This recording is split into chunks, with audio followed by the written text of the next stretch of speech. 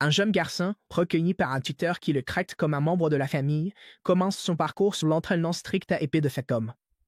Avec le temps, la discipline et la détermination, le garçon devient de plus en plus fort jusqu'à ce qu'il devienne finalement un chasseur de démons légendaire, maniant une épée redoutée de tous ceux qui vivent dans l'obscurité. Par une nuit glaciale, Suzu est traîné sur la terre et jeté dans un cabanon par son salaud de père, qui ne fait même pas semblant de cacher à quel point il déteste la regarder. Il lui dit carrément qu'il aurait préféré qu'elle ne soit jamais née, puis il ferme la porte à clé et la laisse geler seule jusqu'au matin comme si de rien n'était. Peu de temps après, son frère, Janta, sort discrètement et court pour la libérer.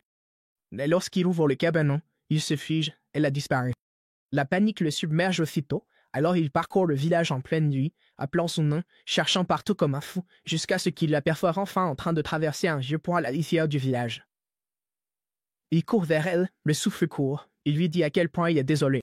Désolé de ne pas avoir tenu tête à leur père, désolé d'avoir été trop faible pour la protéger, sachant très bien que toute tentative de la défendre ne ferait que lui attirer des ennuis. Suzu née avec un œil de démon dans le Japon féodal, elle a longtemps été considérée comme une enfant maudite et traitée comme une simple nuisance sans valeur. Consciente que son destin est scellé à cause d'un tel fléau, elle dit à Janta de simplement rentrer chez lui sans elle. Après un long et lourd silence, Janta, submergé par l'amour qu'il porte à sa sœur, lui déclare qu'il l'a chérie plus que le reste de leur famille, puis il lui prend la main et la supplie de s'enfuir avec lui. Ils s'enfuient ensemble, sans la moindre idée d'où ils vont, cherchant seulement à laisser le village derrière eux. La pluie redouble d'intensité et le froid leur mord la peau. Finalement, Janta trouve un vieux bâtiment en ruine et insidieux, trempé jusqu'aux os et grelottants, alors ils se serrent l'un contre l'autre pour se réchauffer. Suzy s'évanouit la première, alors que Janta est sur le point d'en faire autant, il remarque un homme qui s'approche et il entend dire quelque chose à propos de les retenir. La seconde d'après, Janta se réveille sur le dos de l'homme, encore à moitié endormi. Suzy marche silencieusement à côté de lui, tenant la main de l'homme. Soulagé de voir Janta réveillé, l'homme le repose par terre et ils poursuivent leur chemin jusqu'à son village, appelé Kadono, une communauté composée en grande partie de forgerons réputés pour la fabrication de katanas, tous affairés à leur travail. L'homme conduit alors Janta et Suzu chez lui, à peine la porte ouverte, sa fille se précipite pour l'accueillir. Excité mais intrigué par les deux enfants qui le suivent, l'homme explique à sa fille que Janta et Suzu vont désormais vivre avec eux. Il demande à sa fille si cela lui convient et elle s'illumine à cette idée, ravie d'avoir de nouveaux amis avec qui jouer. Elle s'approche avec enthousiasme de Janta et se présente comme Shirayuti, espérant que tous les trois s'entendront à merveille à partir de maintenant. Cette nuit-là, Janta n'arrive pas à s'endormir, alors Motohari lui demande si quelque chose le tracasse. Assis non loin de là, en train de nettoyer son sabre, Janta finit par lui demander s'il est un samouraï, mais Motohari répond que non. Il explique à Janta qu'il est en réalité un sentinelle et que son travail consiste à protéger les personnes et les lieux qui comptent le plus. Plus tard, Janta et ses yeux se rendent à la rivière où ils retrouvent Shirayuti et Titose. Sur le chemin du retour, Janta évoque Yukaz, la mère de Shirayuti, si a été lui et Suzu à rester au village. Shirayuki explique que Yukaz n'est pas seulement sa mère, c'est aussi la prêtresse du sanctuaire d'Itsukim, choisie par une divinité suprême du feu, et que personne n'a le droit de la voir à part le chef du village et son sentinelle, qui n'est autre que son mari, Motohari. Le lendemain matin, Janta s'entraîne avec Motohari, mais comme il est encore débutant à l'épée, il se fait sans cesse mettre à terre sans réussir à toucher son adversaire. Motohari ne lui fait pas de cadeau non plus, mais il lui dit que s'il continue à s'entraîner, il finira par y arriver. Les années passent et Janta finit par devenir le nouveau sentinelle de la prêtresse du sanctuaire. À présent, il assiste à une réunion avec les responsables du village et la prêtresse elle-même. Comme d'habitude, elle reste cachée derrière un rideau. Une fois la réunion commencée, elle commence par féliciter Janta pour la façon dont il a géré les récentes menaces de démons. Janta reste modeste et dit qu'il ne fait que son travail. Le dernier démon qu'il a affronté avait pris forme humaine et avait tenté de s'infiltrer dans le village. L'un des responsables commence à paraître mal à l'aise en entendant cela, et les autres demandent à Janta si c'est pourquoi un démon t'emprunte telle chose. Quelqu'un suggère que le démon était peut-être à la recherche de la prêtresse, puisqu'il existe une légende selon laquelle si un démon mange le foie d'une jeune fille, il devient immortel. Mais il pourrait aussi être après les payeurs. Cette lame a été transmise de prêtresse en prêtresse pendant des générations et c'est un artefact majeur, donc il serait logique que les démons la convoitent aussi. L'un d'eux ajoute que le Yurer a été forgé par l'un des forgerons les plus talentueux de l'histoire connue et qu'on raconte qu'il renferme des pouvoirs mystiques scellés à l'intérieur. Si les démons sont vraiment à sa recherche, alors la situation pourrait devenir très grave pour le village, donc le chef demande à tout le monde de rester vigilant. Mais Kiyomasa, lui, n'a pas l'air inquiet du tout. Il dit qu'il n'y a rien à craindre puisque lui et Janta protègent la prêtresse, mais il lance ensuite une pique en affirmant qu'il ne pense pas que Janta soit fait pour ce travail. C'en est trop pour Janta, et les deux semblent prêts à se disputer, mais avant que ça n'aille trop loin, le chef intervient avec la prêtresse et leur ordonne de se taire. La réunion se termine et tout le monde commence à quitter le sanctuaire. Tout le monde sauf Janta, puisque c'est son travail de rester et de protéger la prêtresse du sanctuaire. Une fois seule, la prêtresse sort enfin de sa chambre et il s'avère que c'est Shirayuki.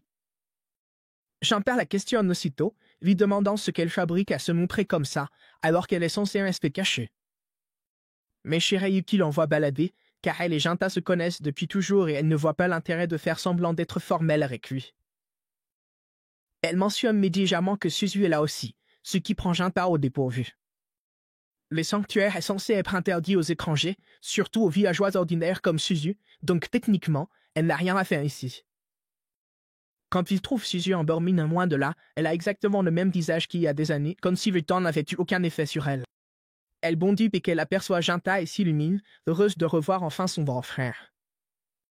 Il a été tellement occupé à chasser les démons qu'elle n'a presque plus l'occasion de passer du temps avec lui. Mais même si Janta est aussi content de la voir, il ne se retient pas et la gronde pour s'être introduite en cachette dans le sanctuaire. Elle essaie de protester, disant que ce n'est pas juste que Janta puisse voir Shirayuki quand il veut, alors qu'elle ne le peut pas. Mais les règles sont des règles, et Janta lui dit carrément de rentrer à la maison. Après le départ de Suzu, le chef du village réapparaît, disant qu'il doit parler à Shirayuki de quelque chose d'important. Il se demande à Janta de leur laisser un peu d'intimité, mais Janta refuse d'abord. Ils le sont sentinelles et il est censé rester près d'elle quoi qu'il arrive. Mais Shirayuki intervient et lui dit de prendre le reste de la journée. Après une courte hésitation, il cède et s'en va. Pendant ce temps, au-delà des murs du village, deux démons sont sur la trace de Suzu. Son œil démoniaque a attiré leur attention et ils ont fait d'elle leur prochaine cible. Plus tard dans la soirée, Shirayuki s'éclite du sanctuaire et retrouve Janta, car il y a quelque chose de sérieux qu'elle doit lui avouer. Plus tôt, lors de sa conversation avec le chef, il lui a dit qu'elle devait commencer à se préparer à avoir un héritier, au cas où il lui arriverait quelque chose. Avec les récentes attaques de démons, ce n'est pas si improbable. Si elle meurt, quelqu'un doit prendre sa place. Donc la décision a été prise et elle va épouser Kiyomasa. C'est le fils du chef et il est de toute façon destiné à reprendre un jour la tête du village. Janta se sent partagée en apprenant la nouvelle, et Shirayuki est elle aussi loin d'être ravie. Dans un moment d'honnêteté vulnérable, elle avoue qu'elle est amoureuse de Janta et qu'elle avait même prévu de lui demander de s'enfuir ensemble pour commencer une nouvelle vie. Cependant, elle sait qu'il n'accepterait jamais, car Janta a juré de protéger ce village, consacrant des années d'entraînement rigoureux pour devenir assez fort afin de le défendre. Shirayuki aussi a prêté un vœu solennel lorsqu'elle est devenue prêtresse du sanctuaire, donc s'enfuir maintenant serait tout simplement une insulte à tout ce qu'ils ont tous les deux sacrifié et construit. Le temps passe encore, et Janta se retrouve convoqué à une nouvelle réunion. Cette fois, il s'agit de signaler l'apparition d'un démon dans la forêt. Sans hésiter, on lui confie la mission d'éliminer la créature, et il se prépare à partir immédiatement. Mais juste avant qu'il ne puisse partir, Kiyomasa intervient et lui barre la route. Il aborde ce qui saute aux yeux. Janta a sûrement entendu dire que Shirayuki allait l'épouser, alors il ne comprend pas pourquoi ce fichu Janta fait comme si ça ne le dérangeait pas. Janta garde un visage impassible et lui dit qu'il n'a aucune raison d'être contrarié, car tout ce qui compte pour lui, c'est de protéger le village et la prêtresse, et rien d'autre. Le plus fou, c'est que Kiyomasa n'essaie même pas de se vanter, parce qu'il sait très bien à quoi tout cela ressemble. Il sait que Janta et Shirayuki s'aiment, et même si c'est lui qui va l'épouser, rien de tout ça ne semble juste. Tout ça paraît vraiment tordu. Mais Janta ne bronche pas, car il a déjà fait son choix, et sans un mot de plus, il tourne les planants et quitte le village pour accomplir sa mission. Au cœur de la forêt, il ne faut pas longtemps avant que le démon ne se montre. Fait une boîte massive, et elle fonce sur lui à toute vitesse, mais avant que les choses ne dégénèrent, Janta demande si le démon agit seul, car leur rapport disait qu'il devait y en avoir deux. Le démon, Doga, sourit et dit que son partenaire avait autre chose à aider au village. Ce n'est pas bon signe, mais Janta n'a pas d'autre choix que de s'occuper de celui-ci en premier. Il fonce et assène un coup brutal, tranchant net l'un des bras du démon. Mais au lieu de hurler de douleur, Doga recule simplement en riant. Il ramasse le mort tranché comme si de rien n'était et dit à Janta qu'il est impressionné, car peu de gens arrivent à porter un tel coup. Pendant ce temps, au village, Suzu se retrouve face à face avec le deuxième Bénin, Tumi.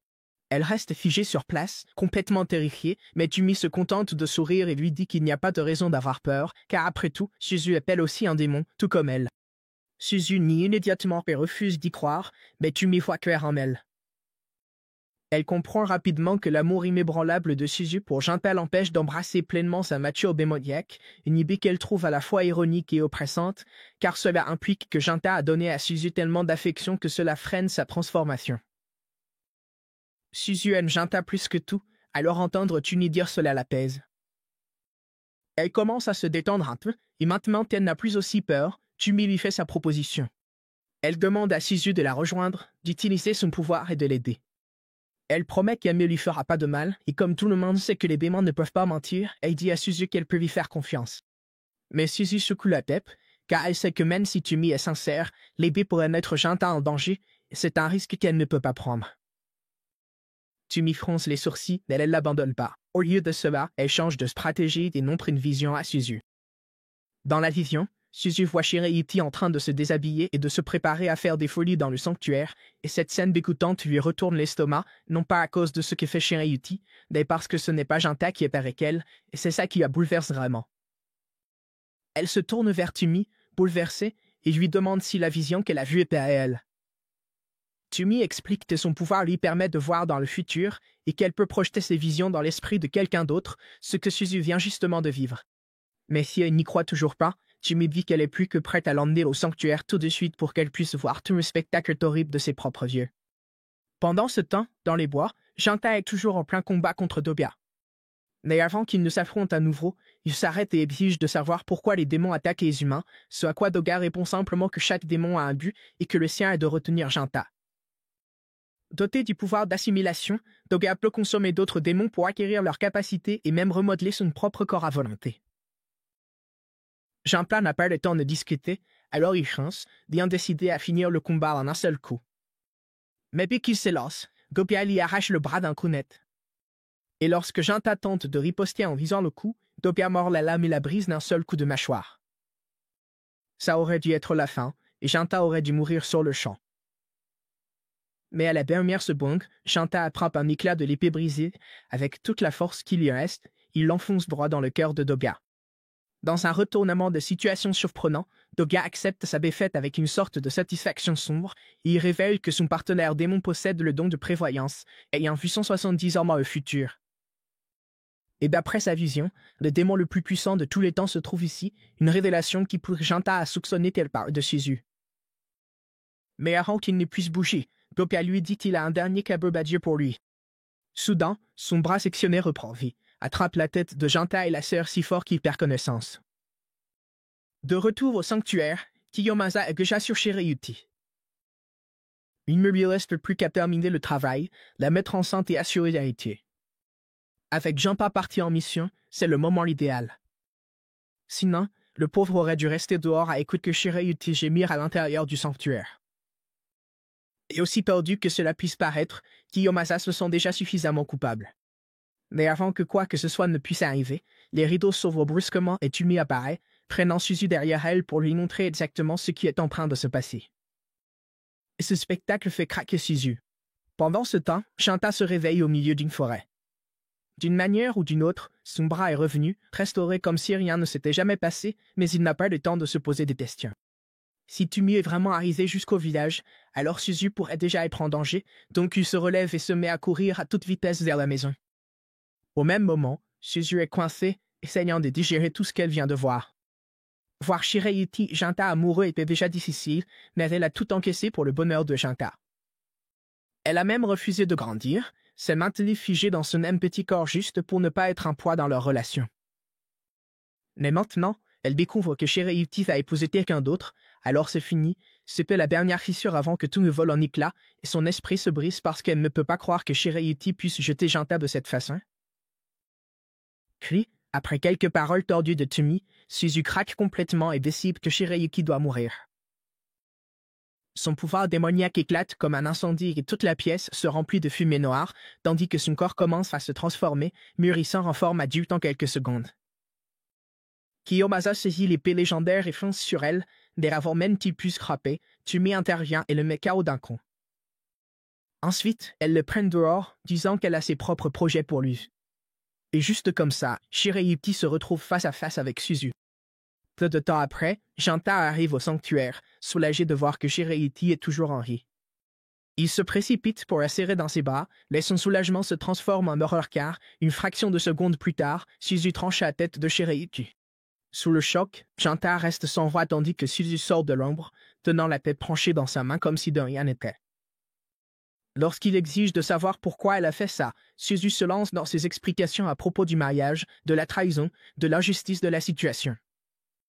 Mais Janta s'en moque, car il savait déjà tout cela, et même s'il ne l'avait pas su, cela ne justifie en rien de la tuer. C'est alors qu'il comprend que la Suzu qu'il a autrefois aimée n'existe plus, et maintenant que Shirayuki est morte, Janta réalise qu'il n'a plus rien à perdre, seulement la vengeance. Alors que la bataille intérieure s'intensifie en lui, un bras démoniaque commence à fusionner avec le reste du corps de Janta, le transformant en quelque chose de totalement différent. Son expression devient glaciale et ses yeux ne sont remplis que de haine. Et lorsqu'il regarde Suzu maintenant, ce n'est plus avec tristesse, mais avec un profond dégoût. Elle ne comprend pas pourquoi, car tout ce qu'elle a toujours voulu, c'était le rendre heureux, et c'est tout ce qu'elle a essayé de faire. Mais le regard dans ses yeux lui dit tout. Il en a fini avec elle, comme tout le monde avant lui. Alors elle décide d'y mettre un terme.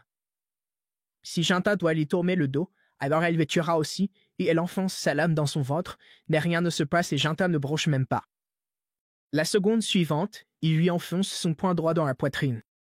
Suzu s'effondre, haletante, le sang coulant de son corps, mais elle n'est pas encore morte. Alors que Janta s'approche pour l'achever, Tumi s'interpose. Elle encaisse le coup de plein fouet, se sacrifiant pour sauver Suzu une dernière fois. Alors qu'elle commence à s'éteindre, elle dit à Suzu de partir et de fuir tant qu'elle le peut encore. Suzu s'éloigne en titubant, faible et brisée, mais vivante. Et juste avant de disparaître, elle se retourne une dernière fois et dit à Janta qu'elle n'a plus rien, que ce monde vit à tout prix, et que, peu importe le temps que cela prendra, elle reviendra, et quand elle reviendra, elle réduira tout en cendres, le dernier jour, elle le tuera pour l'avoir trahi. En entendant ce serment, les yeux de Tumi brillent d'une excitation sauvage, car elle croit qu'en accomplissant la promesse de vengeance de Suzu, elle a enfin réalisé sa raison d'être. Son rire dément résonne, attisant la fureur de Janta qui peine à comprendre comment ils peuvent considérer la mort inutile comme leur but ultime. Tumi, percevant sa colère, présage calmement que dans le lointain futur qu'elle a entrevu, les démons n'existent plus. Les humains ont tellement évolué que les démons sont devenus des mythes. Mais maintenant, avec quelqu'un comme Suzu en vie et pleinement éveillé, la lignée ne s'éteindra pas, et elle sourit une dernière fois avant de disparaître pour de bon. Plus tard, une tragédie frappe Kadono lorsqu'un immense incendie ravage la région et les habitations. Au milieu des ruines, Janta serre dans ses bras le corps sans vie de la princesse, rougée par la culpabilité de n'avoir pas su la protéger, et il y avoue ardemment son amour. Mais lendemain matin, alors que les villageois commencent à reconstruire à partir des cendres, Janta se prépare à partir. C'est alors que le chef du village le salue chaleureusement et apprend qu'il compte s'aventurer pour défendre l'humanité contre la menace imminente d'un seigneur démon que certains craignent être Suzu elle-même. Le vieil homme, les yeux emplis de tristesse, se demande si Janta pourra vraiment se résoudre à tuer sa propre sœur. En réponse, Janta déclare amèrement qu'il n'a d'autre choix que de nourrir de la haine envers celle qui a tué la femme qu'il aimait, même s'il espère qu'une issue plus clémente finira par se présenter. Mais avant son départ, le chef du village remet à Janta la vénérable épée d'Hakaigrakoi, déclarant qu'à partir de maintenant, il sera connu sous le nom de Jinya. Bien que Janta se sente indigne d'un tel honneur, l'ancien m'explique que la disparition de la lignée Etsutima a laissé un vide que seul quelqu'un du caractère de Janta pouvait combler. Dans un élan de contrition, le vieil homme tombe à genoux et s'excuse d'avoir forcé la princesse à épouser Kiyomasa, affirmant que ses actes visaient uniquement à apaiser son fils, et non à servir des intérêts de Kadono. Janta, malgré l'amertume qu'il ressent, accepte les excuses et aide l'homme à se relever, puis repart sur sa route avec l'espoir de sauver un jour le peuple du Fléau à venir. Au moment de son départ, le chef promet d'ériger un sanctuaire en son honneur et de l'appeler le sanctuaire Janta, afin que, s'il revient un jour, le village se souvienne du héros qu'il a été. Mais avant qu'il ne parte, Kitos se précipite vers lui, lui rappelant l'arme qu'elle le considère toujours comme le grand frère attentionné qu'il était autrefois. Doucement, Janta la rassure en lui promettant qu'il reviendra un jour. Alors que le village disparaît peu à peu derrière lui, Janta repense à la satisfaction troublante du démon d'avoir accompli son sombre dessein. Se préparant mentalement pour le long et difficile voyage qui l'attend, il avance résolument. Après de nombreuses années de voyage, il arrive enfin dans un temple isolé où il rencontre une jeune fille qu'il pense être la Miko du temple. Dans les années 1850, Chanta, qui se fait désormais appeler Jinya, s'est forgé une solide réputation en tant que chasseur de démons. Un jour, il est sollicité par un riche notable pour ce qui semble être une mission assez importante. L'homme présente Jinya à son assistant Zenji et lui dit que s'il a besoin de plus d'informations, c'est à Zenji qu'il doit s'adresser. Après cela, l'homme s'éclipse, laissant les deux hommes seuls. Zenji salue alors Jinya poliment et lui demande ce qu'on lui a déjà expliqué. Jinya répond que l'homme lui a déjà parlé de sa précieuse fille Natsu et de son inquiétude à propos d'un démon qui rôde dans les parages ces derniers temps. Mais apparemment, il y a un peu plus que ça. Le véritable rôle de Jinya sera en fait de servir de garde du corps personnel à Natsu, car depuis qu'elle a 13 ans, elle entend une voix étrange rôder devant sa chambre la nuit. Le démon ne cesse de dire des choses inquiétantes comme « Rends-moi ma fille » et maintenant elle est terrifiée à l'idée qu'il vienne l'enlever. Mais avant que Zenji ne puisse entrer dans les détails, la porte s'ouvre brusquement et Natsu fait irruption, visiblement contrariée et à la recherche de Zenji. Son regard se pose immédiatement sur Jinya, et elle suppose qu'il s'agit du garde du corps dont son père lui a parlé. Mais lorsque Jinya essaie de se présenter, elle le coupe net. Elle ne veut rien avoir à faire avec lui et lui dit de dégager, l'accusant d'être un pseudo-chasseur de démons louches qui essaie juste d'arnaquer sa famille. Zenji essaie de la calmer et lui explique que son père a cherché partout quelqu'un de fiable et que Jinya est vraiment la bonne personne. Mais Natsu n'en croit pas un mot. Elle exige que Zenji le mette gras. Cette nuit-là, Natsu est toujours bien réveillée, trop anxieuse pour dormir. Elle est persuadée que le démon va revenir, alors Zenji décide de muter la garde devant sa chambre pour l'aider à se sentir en sécurité. Jinya aurait été le choix le plus judicieux pour ça, mais comme elle l'a pratiquement mis à la porte, c'est Zenji qui doit prendre sa place.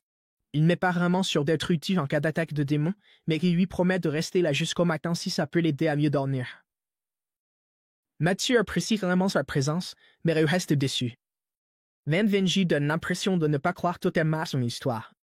Son père ne l'a pas traité non plus, sinon pourquoi aurait-il engagé un samouraï errant au hasard au lieu de quelqu'un de confiance? Zenji admet qu'il ne sait pas si son père croit vraiment aux démons, mais ce qu'il peut affirmer, c'est que cet homme tient sincèrement à elle. Il veut qu'elle soit en sécurité, même s'il ne partage pas le même fin. À ce moment-là, Natsu entend à nouveau cette voix sinistre, et cette fichue voix lui donne presque envie de se faire dessus. Elle panique et supplie Zenji de faire quelque chose, mais dès qu'il pose les yeux sur le démon, il est tout aussi bouleversé qu'elle. Il dit à Natsu de rester enfermé dans sa chambre pendant qu'il essaie de gérer la situation lui-même, sauf qu'il n'a absolument aucune idée de comment il est censé combattre un truc pareil. Le démon s'approche alors, et Zenji se prépare au pire. Mais juste avant que ses griffes ne l'atteignent, le bras de cette sale vole naît par mamie Claire. Jinya sort alors de l'ombre, demandant calmement au démon de s'identifier. Mais comme il ne répond pas, il ne perd pas de temps. D'un seul coup puissant et précis, il le tranche en deux net. Le démon s'effondre et disparaît dans une fumée noire, ce qui signifie que, pour l'instant, Natsu et Zenji sont en sécurité. Natsu reconnaît aussitôt Jinya comme le type qu'elle a mis dehors plus tôt, et il se tourne vers elle en lui demandant si elle pense toujours qu'il est une sorte d'escroc. Elle fixe la fumée qui s'estompe et demande si le démon est vraiment parti, mais Jinya lui répond que ce n'est pas si simple. D'après son expérience, les démons ne restent pas morts à moins de se dissiper en brune blanche. Donc, le fait que celui-ci soit devenu noir, ça veut dire qu'il va forcément revenir. Le lendemain, Enji remercie officiellement Jinya de les avoir sauvés. Et comme ils savent tous les deux que le démon n'en a pas fini, Enji lui demande de rester une nuit de plus. Jinya accepte son récipient, mais il a quelques questions, notamment à propos de là-dessus. Depuis qu'il a entendu cette chose murmurer « Rends-moi ma fille », il se demande s'il n'y a pas quelque chose de plus profond derrière tout ça. Enji acquiesce et commence à expliquer. Les parents biologiques de Natsu étaient des parents éloignés du patron, mais ils sont décédés il y a quelques années. Le patron m'a recueilli et l'a élevé comme sa propre fille. Et si Jinya s'inquiète qu'elle puisse être une sorte d'enfant démon, Enji s'empresse de balayer cette idée. Si c'était le cas, jamais le patron ne l'aurait recueilli. Sa haine des démons est profonde, car sa femme a été tuée par l'un d'eux, et après cela, son fils a disparu et n'a jamais été revu. Cet homme a tout perdu à cause des démons, et il est dépesté du plus profond de son âme. Ce soir-là, pendant le dîner, Natsu est assise en face de son père. Il lui demande comment ça se passe avec son nouveau garde du corps. Elle avoue qu'elle avait des doutes sur Jinya au début, mais après ce qu'elle a vu la nuit dernière, elle est convaincue qu'il est fiable. Malgré tout, elle veut savoir pourquoi son père l'a choisi, lui, parmi tous les autres. Il se penche en arrière et explique que, dernièrement, il y a eu de plus en plus d'apparitions de démons dans la ville d'Edo. Et pas seulement ça. On parle aussi d'un sabreur errant capable de tuer n'importe quel démon d'un seul coup, du moment qu'il est payé. Son père a mené sa propre enquête, et les rumeurs étaient vraies. Ce sabreur, c'est Jinya, et il savait que personne d'autre ne serait mieux placé pour protéger sa fille. Natsu se sent soulagé de savoir que son père l'a vraiment cru à propos du démon, car sa confiance compte plus que tout pour elle. Et depuis qu'il a recueilli, elle est vraiment heureuse. Mais même avec ça n'a pas été facile. Elle a constamment dû supporter des méchancetés que les gens disent sur elle dans son dos, et cela l'a épuisée. Plus tard dans la soirée, comme prévu, Enji et Jinya sont assis près de la chambre de Natsu pour monter la garde. Soudain, Natsu sort et demande le nom de Jinya, puisqu'elle ne lui a jamais vraiment laissé l'occasion de se présenter correctement auparavant. Maintenant qu'elle voit à quel point son père lui fait confiance, elle a décidé de lui faire confiance aussi. Jinya remarque tout de suite à quel point Natsu tient à son père adoptif, Shuzo, mais honnêtement, c'est logique. Il lui a offert un foyer alors qu'elle n'avait nulle part où aller. Alors bien sûr, elle lui en est reconnaissante. Comme ils sont sur le sujet, Jinya aborde quelque chose qui le tracasse depuis un moment. Il lui demande si elle sait quelque chose à propos des rumeurs concernant le fils disparu de Juzo. Mais à peine a-t-il posé la question que Natsu s'emporte et affirme qu'elle n'en sait rien, sa voix devenant brusque et sur la défensive. De toute évidence, ce n'est pas un sujet dont elle est prête à parler, alors Jinya n'insiste pas. Il se ravise, estimant que ça ne vaut pas la peine de la comprendre maintenant. Mais ensuite, Natsu demande s'il est même possible qu'un démarque et un Nima est un enfant. Jinya lui répond que oui. Cette réponse semble la troubler un peu, et elle commence à se demander à voix haute si elle n'est pas la fille de ce démon qui la poursuit. Mais Jinya balaie aussitôt cette idée. Il lui dit qu'il est impossible qu'elle soit liée à cette créature. Elle lui demande comment il peut en être aussi sûr, et Jinya lui explique qu'il a déjà croisé ce démon auparavant, donc il sait ce que c'est, et il sait que ce n'est pas sa mère. Il explique ensuite que les démons peuvent naître de plusieurs façons différentes. Certains naissent de 2 démons, d'autres d'un démon et d'un humain. Mais dans mes cas plus rares, un démon n'a pas besoin de parents du tout. Parfois, les démons apparaissent tout simplement. Lorsque de fortes émotions, généralement la colère, le chagrin ou la haine, s'accumulent et pourrissent assez longtemps chez quelqu'un, elles peuvent prendre forme et se manifester en des créatures comme ça étilantes. À ce moment-là, le démon réapparaît et Natsu commence à paniquer. Mais Jinya s'avance calmement vers la créature et essaie de lui parler, lui demandant son nom. Mais il est peu évident que ce n'est pas le genre à pouvoir réfléchir, encore moins parler.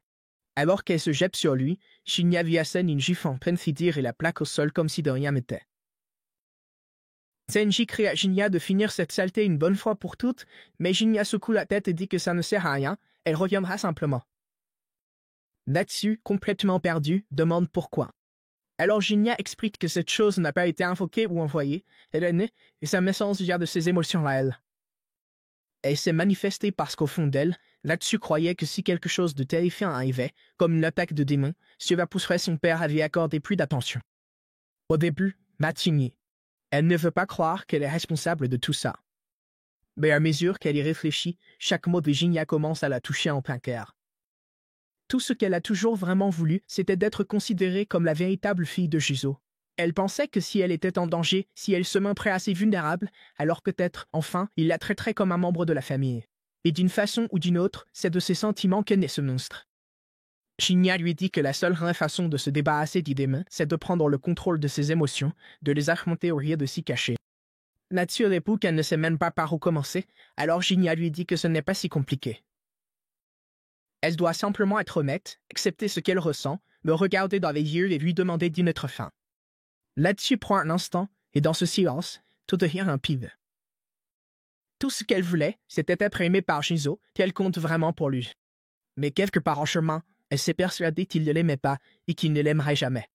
Alors elle a commencé à croire que si elle était en danger, peut-être qu'il finirait par la voir. Et maintenant, cette part tordue et désespérée d'elle-même se tient juste devant elle, sous la forme de cette chose. Donc, d'une certaine manière, ce démon, c'est elle. Mais Renji intervient avant qu'elle ne se perde dans sa culpabilité. Il lui dit de ne pas se laisser envahir par cette idée. Bien sûr, le démon allait de sa douleur, mais ce qui compte maintenant, c'est d'aller de l'avant. Il lui rappelle que Juzo l'aime, plus qu'elle ne le croit. Et elle l'aime tout autant en retour, mais qu'aucun d'eux n'a jamais su comment le montrer. Zenji lui promet de l'aider à surmonter tout ça à partir de maintenant. Et en entendant cela, elle trouve enfin la force de laisser partir les sentiments qui ont créé le démon au départ. Puis, après une profonde inspiration, Natsu dit à Jinya d'en finir. Et sans hésiter, Jinya dégaine son sabre et tranche la créature nette en deux. Cette fois, elle se dissipe en une douce brune blanche, et c'est le signe que Jinya attendait, le démon ne reviendra pas. Ou du moins, c'est ce qui semble, car plus tard dans la nuit, alors que Natsu dort profondément, quelque chose d'inattendu se produit. La forme du démon commence à réapparaître.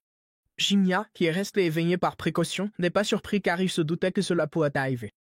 Si le démon avait été créé uniquement à partir des émotions de Natsu, il aurait dû disparaître de qu'elle les a laissés partir, mais ce n'est pas le cas, ce qui signifie que la douleur de quelqu'un d'autre en faisait aussi partie.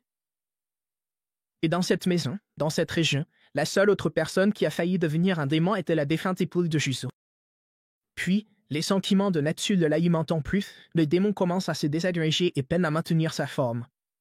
Mais lorsqu'il appelle à nouveau sa fille, il ne demande pas Natsu, il appelle Shizu. C'est à ce moment-là que tout s'éclaire. Jinya n'est pas simplement un épéistérant. C'est le fils perdu de vue de Juzo, et ce démon est la mère de Shizu et Jinya. Le problème, c'est que Jinya ne se souvient pas vraiment de sa mère lorsqu'elle était en vie. Mais malgré tout, voir ce qu'elle est devenue le fait souffrir, alors la seule chose qu'il peut faire maintenant, c'est la libérer pour lui offrir la paix qu'elle n'a jamais pu trouver elle-même. Le lendemain matin, Jinya se prépare à partir. Alors qu'il s'apprête à partir, Zenji et Natsu viennent lui dire au revoir et le remercier une fois de plus.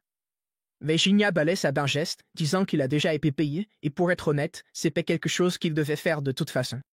Natsu penche la tête, perplexe, alors Jinya explique qu'avec l'âge vient la perspective. Avec le recul, il voit les choses bien plus clairement qu'il ne le pouvait à l'époque. Il a toujours pensé que prendre Suzu et s'enfuir était la bonne chose à faire. Peut-être que c'était le cas, peut-être pas, mais il n'a jamais pris le temps de réfléchir à la façon dont ce choix aurait pu affecter les personnes qu'il laissait derrière lui ou le monde auquel ils appartenaient. Natsu ne comprend toujours pas vraiment, alors Jinya se contente de sourire et lui dit de ne jamais tenir la gentillesse de son père pour acquise. Il se retourne ensuite et s'éloigne, et un court instant plus tard, Juzo sort à son tour. Zenji demande pourquoi il n'est pas sorti plus tôt pour dire au revoir, mais Juzo hausse ses épaules. Il n'en avait pas besoin parce qu'il savait déjà que Jinya s'occuperait de tout. Zenji demande comment il peut en être aussi sûr, pourquoi accorder autant de confiance à un gars qu'il connaît à peine, mais Juzo répond simplement qu'il est naturel pour un père de croire en son fils. Ils n'ont toujours pas compris que Jinya est son fils, et il n'a pas l'intention de leur expliquer quoi que ce soit. Puis il dit à Zenji d'arrêter de traîner et de retourner travailler avant de finir rétrogradé. Ne voulant pas tenter le diable, Zenji se dépêche de retourner à ses tâches, laissant Juzo seul sur place. Juste avant qu'il ne se retourne pour partir, Natsu l'interpelle. Elle demande s'il y a quelque chose qu'elle peut faire pour aider dans le domaine. Il arque un sourcil et demande pourquoi il propose soudainement son aide. Elle dit que Jinya lui a dit. Elle lui dit qu'elle devrait essayer de rendre la gentillesse de son père, et cela arrache un rare sourire à Juzo. Cela compte beaucoup pour lui de savoir que Jinya le considère toujours comme quelqu'un qui mérite le respect. Mais il lui dit doucement qu'elle ne lui doit rien, car la meilleure chose qu'un enfant puisse faire pour un parent, c'est de mener une vie bonne et heureuse. Il rentre ensuite à l'intérieur, laissant Natsu comblé par ses paroles. Mais elle veut quand même aider, alors elle le suit. L'histoire avance ensuite jusqu'en 1853, où l'on retrouve Jinya attendant calmement son soba dans un petit restaurant de nuit tranquille. La fille du propriétaire lui apporte son bol avec précaution, et son père sourit, manifestement fier qu'elle commence enfin à maîtriser le service des clients. Le propriétaire du restaurant engage la conversation, mentionnant qu'il y a eu des rumeurs inquiétantes dernièrement, des bruits qui courent sur un tueur en série qui entre aguerri. Jetant un regard inquiet à sa fille, il avoue que cela commence à le rendre nerveux. Il pousse un soupir et dit qu'il aimerait bien que l'empereur se haussait sans frein, mais Jinya lui dit rapidement de faire attention à ce qu'il dit. Le propriétaire acquiesce, criant maladroitement. La dernière chose qu'il souhaite, c'est que son restaurant soit incendié à peine 10 jours après l'ouverture. Il avoue qu'il a en fait obtenu cet endroit à bas prix après l'avoir acheté à l'ancien propriétaire, mais maintenant il se demande pourquoi Jinya vient manger des soba 5 jours d'affilée, vu à quel point le restaurant est toujours vide. Sa fille le prévient qu'il va probablement faire fuir les seuls clients qu'ils ont, mais le propriétaire balaie l'objection d'un geste, disant qu'ils ne font que discuter. Puis il se tourne vers Jinya et lui demande ce qu'il pense des soba. Jinya répond franchement, ce n'est pas mauvais, c'est juste simple. Le propriétaire rit et admet qu'il n'a pas vraiment de talent pour la cuisine. Il fait des soba uniquement parce qu'il adore ça. Jinya ne peut s'empêcher de lui demander pourquoi il a ouvert son restaurant et l'homme répond simplement qu'il avait ses raisons. Après avoir terminé son repas, Jinya règle l'addition et le propriétaire remarque avec désinvolture qu'il a l'air de bien s'en sortir financièrement pour Arona. Jinya hausse les épaules et dit qu'il gagne sa fille en tuant des mains. Le propriétaire éclate de rire, pensant que Jinya présente, mais Jinya se dirige simplement vers la porte sans ajouter un mot. Avant qu'il ne puisse partir, le propriétaire l'arrête et lui parle de quelque chose d'étrange. D'après les rumeurs, ce soi-disant éventreur n'utilise pas de sabre. Tous les corps retrouvés jusqu'à présent ont été déchiquetés, complètement mutilés. Le pire, c'est que les chiffres ne correspondent pas. Il y a plus de disparus que de corps retrouvés, alors les gens commencent à croire que ce n'est pas un humain qui fait ça. Ils disent que ça ne peut être que des démons. Jinya demande où ces incidents se produisent habituellement et le propriétaire lui répond que les apparitions ont eu lieu dans le quartier d'Edobashi. Alors que Jinya sort, la fille interpelle en lui demandant de faire attention, mais il lui répond simplement qu'il n'est pas un gamin. Cette nuit-là, Jinya se poste près d'un pont, attendant dans l'ombre que le démon apparaisse. Les heures passent, mais il n'y a aucun signe de quelque chose d'inhabituel. Alors qu'il s'apprête à partir, un cri de femme retentit dans la nuit, et sans hésiter, Jinya se précipite vers la source du bruit. Quand Jinya arrive sur les lieux, il découvre plusieurs cadavres mutilés étendus sur le sol, mais aucune trace du démon. Il regarde autour de lui, perplexe, car il est certain d'avoir entendu une femme crier, mais il n'y a pas une seule femme en vue. Alors qu'il commence à examiner la zone de plus près, quelque chose d'invisible l'attaque, mais Jinya esquive de justesse. Le démon invisible frappe à nouveau, et cette fois, Jinya parvient à bloquer le coup. Mais avant qu'il ne puisse riposter, le démon disparaît et réapparaît derrière lui assénant un coup qui le blesse. Agacé désormais, Jinya transforme son bras, soulagé que personne ne soit là pour assister à cela. Le démon fonce à nouveau, mais cette fois, Jinya riposte et brise sa lame au passage. La créature tente de s'enfuir, mais Jinya lui inflige une entaille profonde avant qu'elle ne puisse s'échapper et il la surnomme les rentreurs. En entendant ce nom, le démon s'arrête soudainement et devient visible, se révélant à lui. Jinya plisse les yeux et exige un nom, avertissant que s'il n'en obtient pas, le prochain coup sera fatal. Le démon finit par se présenter sous le nom de Mozuki, alors Jinya n'hésite pas et s'apprête à l'achever. Mais Mozuki lève les mains et dit qu'il ne veut pas se battre. Jinya s'arrête, perplexe, car s'il ne voulait pas se battre, pourquoi attaquer? Mozuki explique qu'il pensait que Jinya était le tueur en série. Il avait entendu les mêmes rumeurs concernant un démon derrière les meurtres, alors il a suivi une forte odeur démoniaque et est tombé sur Jinya. Au moment où Jinya a appelé le trancheur, il a compris qu'il s'était trompé. Toujours perplexe, Jinya demande pourquoi un démon traquerait un tueur, tout d'abord. Mozuki répond que ce n'est pas l'endroit pour discuter, car quelqu'un pourrait les voir ici, donc il devrait parler dans un endroit plus privé. On passe aux deux personnages assis à l'intérieur de la maison de Mozuki, où le démon a désormais l'apparence d'un humain tout à fait ordinaire. Mozuki explique alors qu'en vieillissant, de nombreux démons choisissent de mener une vie tranquille en se fondant dans la société. Ils ne mentent pas vraiment, mais ils cachent la vérité, et Jinya le sait déjà. Mozuki leur sert alors à tous les grammes alcool bon marché et assure à Jinya qu'il n'est pas empoisonné, mais Jinya répond que cela n'aurait de toute façon aucune importance, car le poison ne pourrait pas le tuer. Alors qu'ils boivent, Mozuki explique qu'il n'est qu'un simple villageois, qui survit tant bien que mal dans une maison miteuse au fond d'une ruelle, mais Jinya n'est pas dupe. Mozuki est un démon, un type rare capable d'effacer complètement sa présence du monde, et il explique que son pouvoir s'appelle l'invisibilité. C'est l'un des démons supérieurs, de ceux qui ont vécu plus d'un siècle. Jinya est surpris, car il s'attendait à ce que quelqu'un d'aussi âgé soit bien plus puissant. Mais Mozuki ricane et explique que le terme « supérieur » fait référence à leurs capacités éveillées et non à leur force brute. En réalité, certains démons supérieurs comme lui sont physiquement plus faibles et plus lents que le démon moyen. Jinya a l'impression que Mozuki n'est vraiment pas le tueur, et Mozuki sait que Jinya ne l'est pas non plus.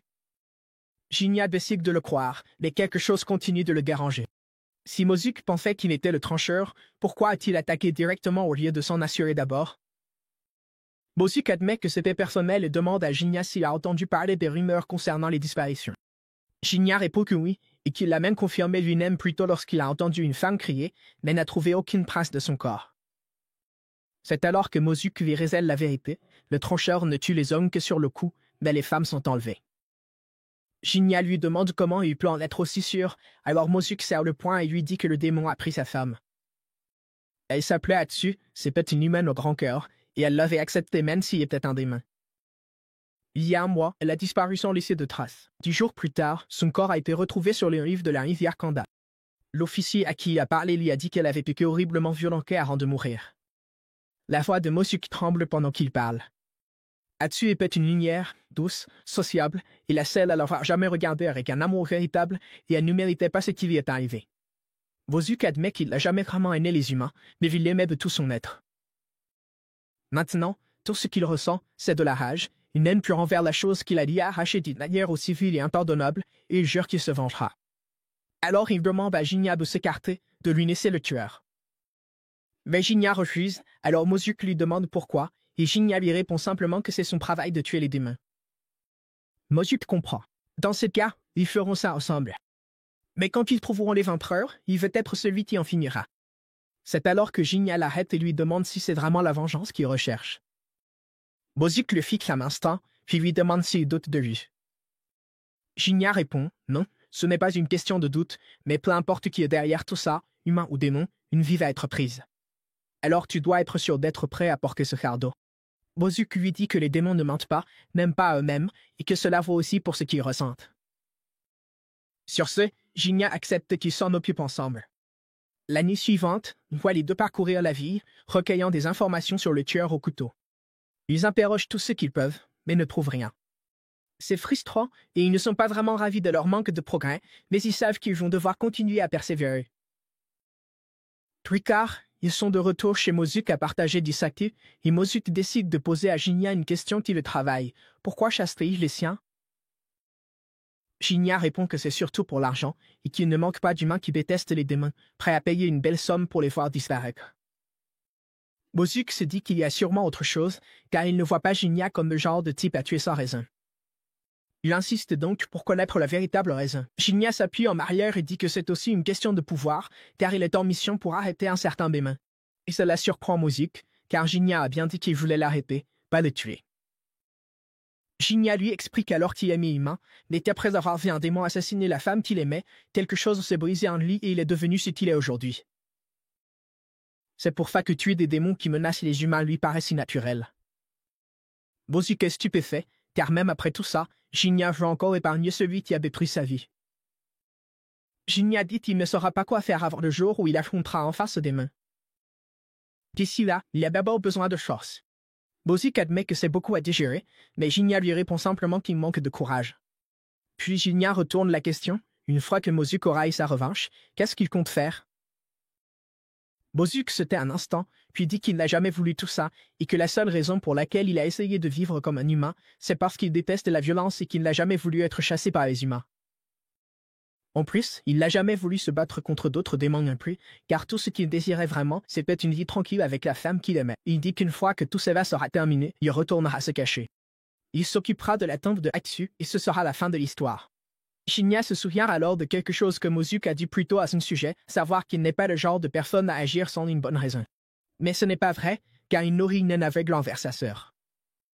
Le lendemain, on retrouve Jinya dans le même restaurant de soba, mangeant tranquillement son déjeuner.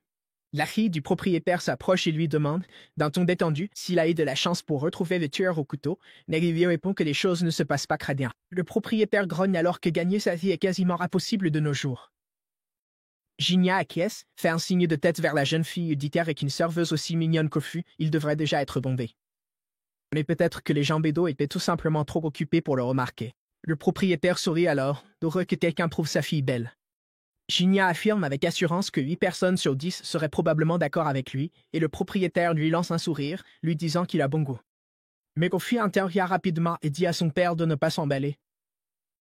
Il lui rappelle bruyamment qu'elle n'a même jamais eu de relation auparavant, ajoutant que c'est peut-être une bonne occasion pour elle. Gênée, Kofi intervient, lui demandant de ne pas mettre Jinya dans l'embarras. Elle lui dit de ne pas s'inquiéter, qu'elle quittera le nid quand le moment sera venu, mais que pour l'instant, elle veut juste rester un peu plus sa fille. Son père se calme, comprenant ce qu'elle veut dire. Elle se tourne alors vers Jinya avec un sourire désolé et dit « Désolé pour tout ça ». Mais Jinya ne lui en veut pas du tout.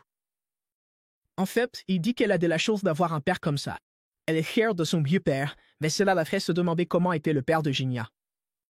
Il explique qu'il a une petite sœur, mais que leur père ne l'a jamais bien traitée, disant qu'elle n'avait pas sa place dans la famille et la battait pour des choses qu'elle ne pouvait pas contrôler. C'est pour ça que Jinya l'a emmené et a fui la maison, mais c'était il y a longtemps. Elle lui demande doucement s'il déteste son père pour ça, mais Jinya répond que non et qu'il comprend maintenant pourquoi son père agit faire ainsi. Ça ne justifie rien, mais il comprend. Plus tard dans la nuit, Shinya patrouille de nouveau avec Mozuki à la recherche du moindre signe du tueur au couteau. Mais la piste est froide et il n'y a toujours rien. Mozuki fait remarquer qu'il n'y a pas eu de nouvelles apparitions récemment, donc ça ne sert à rien d'errer à l'aveugle. C'est alors qu'il aperçoit une silhouette debout près d'un arbre, et il s'avère que c'est Tofu. Shinya lui dit qu'elle est la fille du restaurant de soba où il va toujours, et Mozuki remarque discrètement qu'il n'est pas prudent pour elle d'être dehors si tard. Alors Shinya acquiesce et commence à marcher vers elle. Elle lève alors les yeux et lui demande ce qu'il faisait là tout seul, mais Shinya remarque que Mozuki s'est déjà rendu invisible à nouveau et lui dit discrètement de l'escorter, au cas où, car si le tueur rôde encore, ce serait dangereux qu'elle tombe sur lui toute seule. Shinya demande alors à Ofu ce qu'elle fait dehors à cette heure-ci. Elle sourit et dit qu'elle était simplement sortie admirer les cerisiers en fleurs, mais Shinya lui fait remarquer que ce ne sont pas des cerisiers, ce sont des saules. Elle rit doucement et le corrige gentiment, en disant que ceci s'appelle des saules de neige. Techniquement, ce ne sont pas de vrais saules, et ce ne sont pas tout à fait des cerisiers non plus. Ils ressemblent simplement à des saules par la façon dont ils retendent, mais ils appartiennent à la même famille que les cerisiers. Donc en gros, ce n'est ni un cerisier ni un saule, c'est un peu des deux et pourtant aucun des deux. Shinya le regarde un instant et dit que c'est une plante pitoyable. Mais Ofi n'est pas d'accord, elle la trouve magnifique. Même si elle n'appartient parfaitement à aucune des deux catégories, elle continue de fleurir de jolies fleurs chaque année. Elle ne sait pas exactement ce que ressent la plante, mais si elle était vraiment triste et vide, elle ne continuerait pas à fleurir ainsi. Alors non, elle n'a pas besoin de sa pitié parce qu'elle continuera de fleurir chaque printemps, peu importe comment les gens l'appellent, c'est simplement sa façon de vivre. Shinya regarda à nouveau la fleur et se rendit compte qu'elle avait raison, c'était vraiment sa manière de vivre. Il lui dit alors qu'il devrait rentrer car son père doit sûrement être mort d'inquiétude à cette heure-ci, et elle acquiesce. Tandis qu'ils marchent ensemble vers sa maison, Ofu lui dit nonchalamment qu'il devrait vraiment prendre plus de temps pour se détendre. Il se demande s'il paraît vraiment aussi tendu, et elle y répond qu'il dégage clairement une aura sombre. Il se pousse toujours trop loin, et il admet que c'est peut-être vrai. Après tout, il n'est que pour une seule chose, et c'est le but qu'il est censé accomplir. Elle n'a aucune idée de ce qu'est ce but, mais elle lui dit qu'il devrait parfois lâcher la pression. La vie doit être bien monotone s'il ne fait que courir après un objectif sans arrêt. Pourtant, dans sa tête, c'est tout ce qu'il a, et il lui dit franchement qu'il ne peut pas suivre son conseil, même s'il le voulait. Une seconde plus tard, elle remarque des fleurs le long du chemin et s'arrête pour les admirer, en précisant que ce sont des narcisses d'hiver. Elle explique que ces fleurs commencent à bourgeonner à l'automne et résistent tout l'hiver, pour finalement éclore au printemps, donc cette floraison signifie que le printemps est officiellement arrivé. Elle désigne alors un autre parterre, et quand elle essaie de lui dire de quelle espèce il s'agit, il lui répond que ce sont des stellaires. Il mentionne que faire bouillir des tiges de stellaires est un excellent remède pour l'estomac. Dans son village, c'était le remède incontournable, surtout pour une amie d'enfance qui aimait tellement les sucreries qu'elle avait tout le temps mal au ventre. Ofu rit en disant que cette fille avait l'air amusante, et il avoue qu'il se laissait toujours entraîner par son rythme. En entendant cela, Ofu commence à penser qu'il y a plus dans son histoire qui ne le laisse paraître. Il aime les soba, il s'arrête pour admirer les fleurs, il garde en mémoire des souvenirs chaleureux du passé. De toute évidence, il est bien plus qu'une personne poursuivant un but. Elle lui dit doucement qu'être aussi focalisé sur un seul objectif l'empêche de voir le reste du monde. Elle lui demande de ralentir parfois, de prendre un instant pour vivre le moment présent. Si jamais il le fait, elle est certaine qu'il remarquera des choses qu'il n'a jamais vues auparavant. Peu après, ils arrivent chez elle et remarquent que les lumières sont encore allumées, alors Shinya comprend que son père a dû rester éveillé pour l'attendre. Elle le remercie alors de l'avoir accompagné, et alors qu'elle s'apprête à partir, il lui demande si elle pourra lui apprendre encore des choses sur les fleurs, mais la prochaine fois, de préférence tant qu'il fait encore jour. Elle sourit et accepte, puis rentre chez elle. C'est à ce moment-là que Mozuki désactive son invisibilité et fait remarquer qu'Ofu a l'air d'être une bonne femme. Shinya sursaute presque, complètement choqué que Mozuki l'ait suivi tout ce temps. Mozuki esquive la question et s'éloigne, disant qu'il part continuer à chercher le tueur au couteau. Et une fois de plus, la nuit se termine avec Shinya qui campe sur le pont, attendant en silence que le meurtrier se montre. Un homme ivre titube alors devant Shinya, et c'est à ce moment-là que le tueur surgit de nulle part et l'attaque. La femme derrière retombe à genoux sous le choc, et c'est alors que Shinya aperçoit enfin clairement le tueur pour la première fois. Le tueur se jette sur lui, les Shinya par le cou, tandis que la jeune femme, toujours sous le choc, commence à paniquer. Shinya lui dit de ne pas bouger si elle veut rester en vie, puis il déplace le combat pour l'éloigner d'elle et la mettre à l'abri du danger. Mais le tueur repère une ouverture et tente de contourner Shinya pour s'en prendre à la jeune femme. Avant qu'il ne puisse s'approcher, Mozuki intervient et la met en sécurité, tandis que Shinya enchaîne avec une contre-attaque. Se rendant compte qu'il est complètement dépassé, le tueur décide de prendre la fuite et s'élance dans les airs pour s'échapper. Une fois le tueur parti, Shinya s'excuse auprès de Mozuki de l'avoir laissé s'échapper, mais Mozuki balaie l'excuse d'un revers de main, disant que c'était plus coriace qu'il ne l'imaginait. Malgré tout, il compte le suivre à la trace pour découvrir où il se cache. Shinya lui dit de faire attention et de garder ses distances, et Mozuki acquiesce, lui assurant qu'il n'a pas l'intention de mourir de sitôt. Il part à sa poursuite, et une fois qu'il est parti, la jeune femme derrière Shinya lui demande de l'aider à se relever. Il l'aide à se relever et elle lui lance un regard, disant que son air bougon lui rappelle vraiment le bon vieux temps. Elle se demande s'il se souvient encore d'elle, et lorsqu'il la regarde de plus près, il réalise que c'est Natsu. Elle est ravie qu'il la reconnaisse encore, et il lui fait remarquer à quel point elle a changé. Après tout, cela fait 3 ans, et cet homme qui n'est pas pris une ride. Il plaisante en disant qu'il est immunisé contre le vieillissement, et elle rit, pensant qu'il se moque d'elle. Curieux, il lui demande ce qu'elle fait dehors si tard, et elle explique qu'elle rentrait chez elle après avoir livré une commande à l'un de leurs clients habituels. Il remarque à nouveau à quel point elle semble différente. Son sourire paraît plus naturel maintenant, et elle lui dit que ça prouve bien qu'elle n'est plus une gamine. À ce moment-là, Unji arrive et la paquine en disant qu'elle n'est pas encore tout à fait une adulte, ce qui la prend clairement au dépourvu. Il aperçoit alors Shinya et saute immédiatement aux conclusions, demandant si tous les deux sont impliqués dans une sorte de romance. Shinya coupe court à cette idée, lui disant que Natsu vient juste d'être attaqué par un tueur en série. Kenji remarque alors le corps tout près et panique complètement. Il suggère d'appeler les autorités, mais Natsu répond que ça ne servira à rien, car c'est l'œuvre d'un des mains. Shinya le confirme, disant que c'est le même démon qu'il poursuit depuis un moment et que Natsu s'est retrouvé prise entre deux feux. Alors Senji plaisante en disant que Shinya a vraiment l'habitude de s'entourer de démons et Natsu se tourne vers lui pour lui demander comment il gagne sa vie en ce moment. Il lui dit qu'il travaillait toujours comme ronin chasseur de démons et que si elle voulait le revoir, elle pourrait le trouver à son restaurant de soba à Fukugawa, appelé Kei. Il lui proposa même une réduction si elle passait le voir. Puisque son escorte était déjà là, il pensa qu'il était temps de partir, mais avant de s'en aller, elle le remercia de lui avoir sauvé la vie. Alors que Shinya s'éloignait, Benji lui lança un dernier conseil. Si Shinya cherchait toujours des démons, il ferait bien d'aller jeter un œil au temple Teramashi. L'endroit avait été abandonné depuis la mort du grand prêtre, et les habitants disaient qu'ils entendaient la voix d'une femme résonnée à l'intérieur. Des rumeurs circulaient selon lesquelles quelque chose de surnaturel pourrait y vivre. Pendant ce temps, Mozuki continue de traquer le démon dans les rues, mais finit par le perdre. À ce moment-là, un cri de femme perce la nuit, et il se précipite vers le bruit pour apercevoir le démon en train de porter quelqu'un. Cela lui rappelle aussitôt sa femme, Atsu, et la rage qui le retenait jusque-là explose enfin. Il poursuit le démon jusqu'au temple Teramashi, s'y glisse en utilisant son invisibilité, et ce qu'il découvre à l'intérieur le fait trembler de colère. Le démon est en train de dévorer la femme qui vient d'enlever, la râlant tout entière, os compris. Sans mépro. Mozuki ne peut plus se retenir. Il pense, déterminé à en finir avec cette créature, persuadé que c'est la même qui a tué Atsu. Mais le démon le sent arriver et le laissèrent de ses griffes, lui ouvrant le ventre. Puis il retourne calmement à son festin, mâchant la tête de la femme pendant que Mozuki gît au sol, se vidant de son sang et se demandant si c'est ainsi qu'il va mourir, pathétique et vide, sans même avoir eu sa revanche. Finalement, le démon s'en va, et peu de temps après, Shinya arrive. Il aperçoit Mozuki, à peine conscient, et s'agenouille à ses côtés. Mozuki esquisse un faible sourire, plaisantant sur le fait qu'il s'est vraiment mis dans un sale état. Shinya lui demande s'il a trouvé le démon, et Mozuki confirme, disant qu'il était là, en train de dévorer des femmes vivantes. C'est le même monstre qui a pris sa femme. Shinya est stupéfaite d'entendre cela, surtout à propos de la partie alimentaire. Puis Mozuki fait une dernière demande. Il demande à Shinya de le venger et lui tend une épée forgée à Kadono, affirmant qu'elle tranchera n'importe quel démon comme dans du beurre.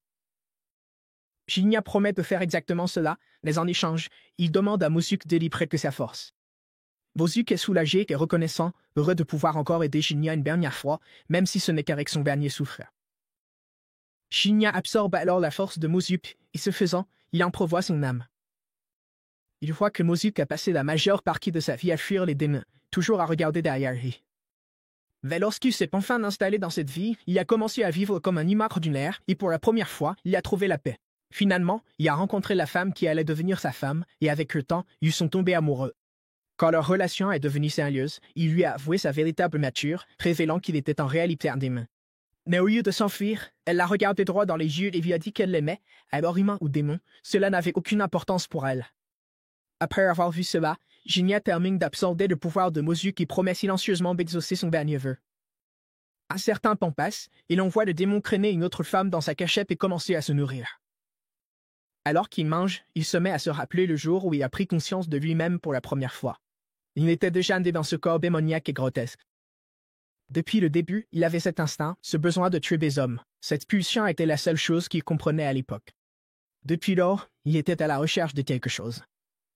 Il ne savait pas qui ou quoi il cherchait, seulement qu'il devait rentrer chez lui. Mais il ne savait même pas où se trouvait ce chez lui. La seule chose dont il était certain, c'est qu'il ne pouvait pas y retourner dans son état actuel, alors il continuait à enlever des femmes. Il croyait qu'elle portait en œil quelque chose qui manquait à son corps. C'est pour cela qu'il les dévorait, afin de consommer ce qui lui faisait défaut, enfin, trouver un moyen de rentrer.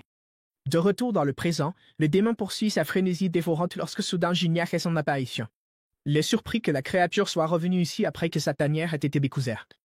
Sans hésiter, il l'attaque en utilisant l'invisibilité, tranchant d'un coup de lettre l'une de ses mains. Le démon riposte violemment, mais Jinya esquive chaque coup, restant toujours hors de portée. La créature s'élance à travers le temple, tentant de passer à l'offensive, et Jinya admet que sa puissance est plutôt pénible à gérer. Mais cette fois, il est armé du pouvoir de Mozu. Il esquive à nouveau chaque attaque, puis abandonne son invisibilité et laisse l'aura démoniaque de son bras s'embraver. Il annonce alors au démon qu'il va en finir avec lui en utilisant le don que Mozu lui a confié. Jinya fonce alors, disparaît à la dernière seconde, et d'un geste net, il lui tranche la tête. Le démon s'accroche encore à la vie, haletant de douleur, et Jinya s'approche de lui, exigeant une réponse. Je lui demande pourquoi il a laissé le corps de la femme de Mozu intact alors qu'il a dévoré toutes les autres femmes qu'il avait capturées. Si c'était vraiment le tueur que Mozu recherchait, alors pourquoi ne l'a-t-il pas entièrement consommé? Le démon se met à pleurer, disant qu'il avait besoin d'un corps. Il ne pouvait pas rentrer chez lui sans un corps. Jinya ne comprend pas de quoi il parle, mais il se souvient de la question que le démon lui avait posée plus tôt, s'il se nourrit lui aussi. Il lui répond que oui, il le fait, sauf qu'il se nourrit de démons, de la même façon que le démon se nourrissait de femmes. Maintenant, il va absorber sa puissance. En absorbant la force du démon, il se rend compte que son pouvoir s'appelle Flèche, une accélération temporaire qui permet à l'utilisateur de donner des coups de pied dans l'air et d'accélérer instantanément. C'est une capacité soluble dont il est sûr qu'elle lui sera utile. Mais en consommant le démon, il finit par voir à l'intérieur de son âme. Il voit Atsu, la femme de Mozu, se faire violer par deux hommes qui rient, avant de la jeter dans la rivière comme une ordure. Alors qu'elle coule, ses dernières pensées sont pour son retour à la maison, mais elle refuse de revenir dans un corps souillé. À la place, elle cherche un autre réceptacle, qui pourrait l'aider à retrouver son œil. C'est alors qu'elle aperçoit un démon à proximité, et Jinya comprend maintenant que ce démon était Atsu et qu'elle voulait simplement rentrer chez elle, mais que cela n'arriverait jamais. Le démon disparaît alors, et Jinya quitte silencieusement le temple. Quelques jours plus tard, de retour au restaurant de soba, le propriétaire fait remarquer que Jinya n'est pas venu depuis un moment. Il pense que c'est parce qu'il a plaisanté en disant qu'il le laisserait épouser sa fille. Sa fille rappelle à son père qu'il n'a jamais vraiment dit ça, et qu'elle a aussi croisé Jinya l'autre jour à Asakusa, et qu'ils ont discuté un moment. Il lui a dit qu'il passerait une fois qu'il aurait terminé son travail actuel. Le propriétaire pense que le travail est peut-être déjà terminé, car la rumeur en ville dit que le trancheur a disparu et que les meurtres ont cessé. Mais elle lui dit que Jinya a mentionné qu'il lui restait encore des démons à chasser. Ailleurs, ces deux mêmes hommes qui ont agressé Atsu errent dans les rues tard dans la nuit. Ils commencent à parler de leur prochaine victime en riant du fait que la dernière a appelé son mari à l'aide pendant qu'il la traînait sous terre. Mais soudain, ils aperçoivent Jinya. Ils s'avancent sans dire un mot et les abattent tous les deux d'un seul coup. En regardant leur corps, il ne dit rien, il espère simplement que Mozu pourra enfin reposer en paix maintenant que Atsu a été vengé. Puis il s'éloigne. La scène se déplace alors vers une petite fille qui chante une mélodie envoûtante, sa voix créant une atmosphère étrange et fantomatique, et elle s'arrête dès que la chanson prend fin. Ensuite, on voit un samouraï s'approcher de la boutique de soba Dofu, et juste à l'entrée, il remarque que quelqu'un le prend pour son frère. Alors qu'il essaie de s'approcher de cette personne, il percute accidentellement Natsu, qui panique aussitôt en réalisant qu'elle vient de heurter un samouraï, s'excusant abondamment. Il ne le prend pas mal pour autant, et il s'excuse aussi, admettant qu'il aurait dû faire plus attention. Le propriétaire de la boutique intervient alors pour rassurer Natsu, lui disant de ne pas s'inquiéter, car cet homme est Naotsugu Niura. Il est peut-être samouraï, mais il est bien connu ici pour être doux et bienveillant. Le lendemain matin, on retrouve Naotsugu assis de nouveau dans la boutique, fixant silencieusement ses feux bas. Mais le propriétaire remarque qu'il a l'air préoccupé. Curieux, le propriétaire lui demande ce qu'il a en tête, et Naotsugu avoue que quelque chose le tracasse. Le propriétaire lui propose de l'écouter, et Naotsugu confie que cela concerne son grand frère. Le propriétaire est stupéfait d'entendre cela, car à sa connaissance, Naotsugu est l'héritier de la famille Nira, donc il ne devrait même pas avoir de grand frère. Mais Naotsugu est absolument certain qu'il a eu un grand frère autrefois, et demande à Oshu si elle en a déjà entendu parler, révélant que son nom était Tsumaga Miura. Oshu répond qu'elle n'en a jamais entendu parler, et Naotsugu s'y attendait, puisque personne ne semble se souvenir de son frère, pas même sa propre fichue famille. Il a commencé à douter de sa propre santé mentale. Mais le propriétaire essaie d'alléger l'atmosphère. Oshu intervient alors, disant qu'elle connaît quelqu'un qui pourrait peut-être aider, et son père ajoute que ce type est aussi un client régulier, et qu'il a l'habitude de fourrer son nez dans toutes sortes d'histoires étranges. Naotsugu se demande à voix haute si cet homme pourrait être une sorte de devin ou de chaman, ce qui fait éclater de rire Ofu et son père. Il s'explique que ce n'est rien d'aussi sophistiqué, juste un ronin qui, pour une raison ou une autre, se met à résoudre des incidents bizarres contre rémunération.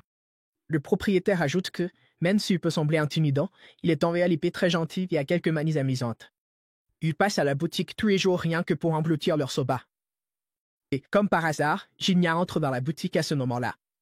Jinya passe sa commande comme d'habitude, et pendant qu'il mange, le propriétaire plaisante en disant qu'il doit vraiment adorer leur soba pour revenir tous les jours.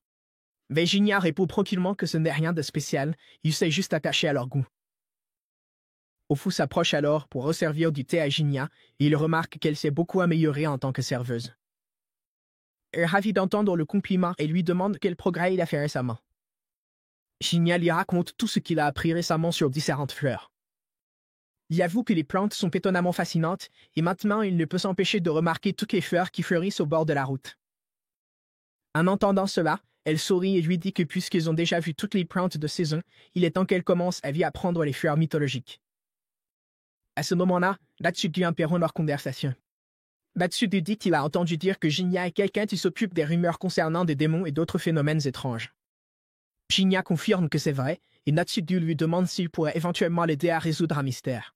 Mais Jinya refuse, expliquant que sa spécialité se limite à la chasse aux démons, et qu'à moins que des démons ne soient impliqués, il ne pourra pas vraiment l'aider. Natsugu semble comprendre, mais il reparle assez dessus. Après son départ, le propriétaire demande à Jinya s'il ne pourrait pas reconsidérer sa décision et donner un coup de main à Natsugu. Il explique que Natsugu cherche son grand frère disparu et qu'il se fait sans d'encre à ce sujet. Ofu intervient aussi, tressant Jinya bébé. Et après un instant, Jinya accepte, puisqu'il leur doit bien un service à tous les deux.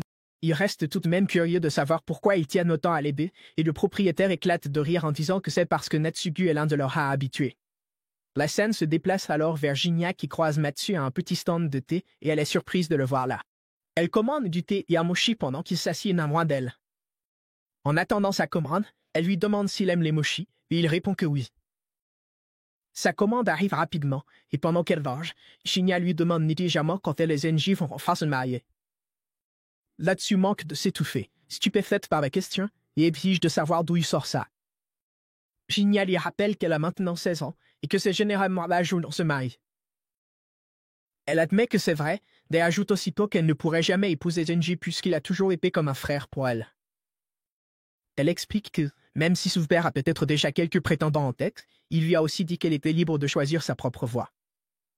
D'un point de vue pratique, elle pense que son père préférerait sans doute qu'elle épouse quelqu'un comme un samouraï ou un marchand, pour des raisons commerciales. Curieuse, elle retourne alors la question à Jinya, lui demandant ce qu'il pense du mariage. Je hausse les épaules et dit que personne ne voudrait jamais épouser un ronin bizarre comme lui, qu'il n'a même pas un travail stable. Là-dessus acquiesce en riant, mais elle ajoute aussi qu'à un moment donné, tout le monde doit bien finir par se poser. Elle lui demande alors quel âge il a, au fait. Quand il répond qu'il a 31 ans, elle est vraiment surprise d'apprendre qu'il est plus âgé que Zenji. Elle se penche alors un peu plus près, l'observera avec curiosité, et fait remarquer qu'il ne fait pas vraiment son âge, lui demandant s'il a un secret pour rester jeune. Jinya répond simplement qu'il n'en a aucune idée, balayant la question d'un geste. Il se lève ensuite, disant qu'il doit retourner au travail. Natsu se demande si c'est encore une chasse aux démons, et il confirme que oui. Elle lui demande pourquoi il est tellement obsédé par la chasse aux démons alors qu'avec ses talents à l'épée, il pourrait facilement décrocher un travail bien plus stable. Mais Jinya n'a pas vraiment de réponse à lui donner. Il admet que lui-même n'en est pas certain. Pourtant, s'il devait lui donner une raison, il dit que c'est simplement le seul chemin qu'il sache suivre. Natsu sourit, lui disant qu'il paraît d'habitude tellement froid et détaché qu'elle se demande parfois s'il se soucie vraiment de quoi que ce soit. Mais le fait de l'entendre s'ouvrir, même un tout petit peu, lui montre qu'au fond, c'est juste un gars ordinaire avec des préoccupations comme tout le monde. Elle rit et lui dit d'arrêter de lui parler aussi formellement à partir de maintenant. Sur ce, elle lui dit au revoir, le taquinant en l'avertissant de ne pas trop renigner sinon il va finir avec des rides permanentes sur le front.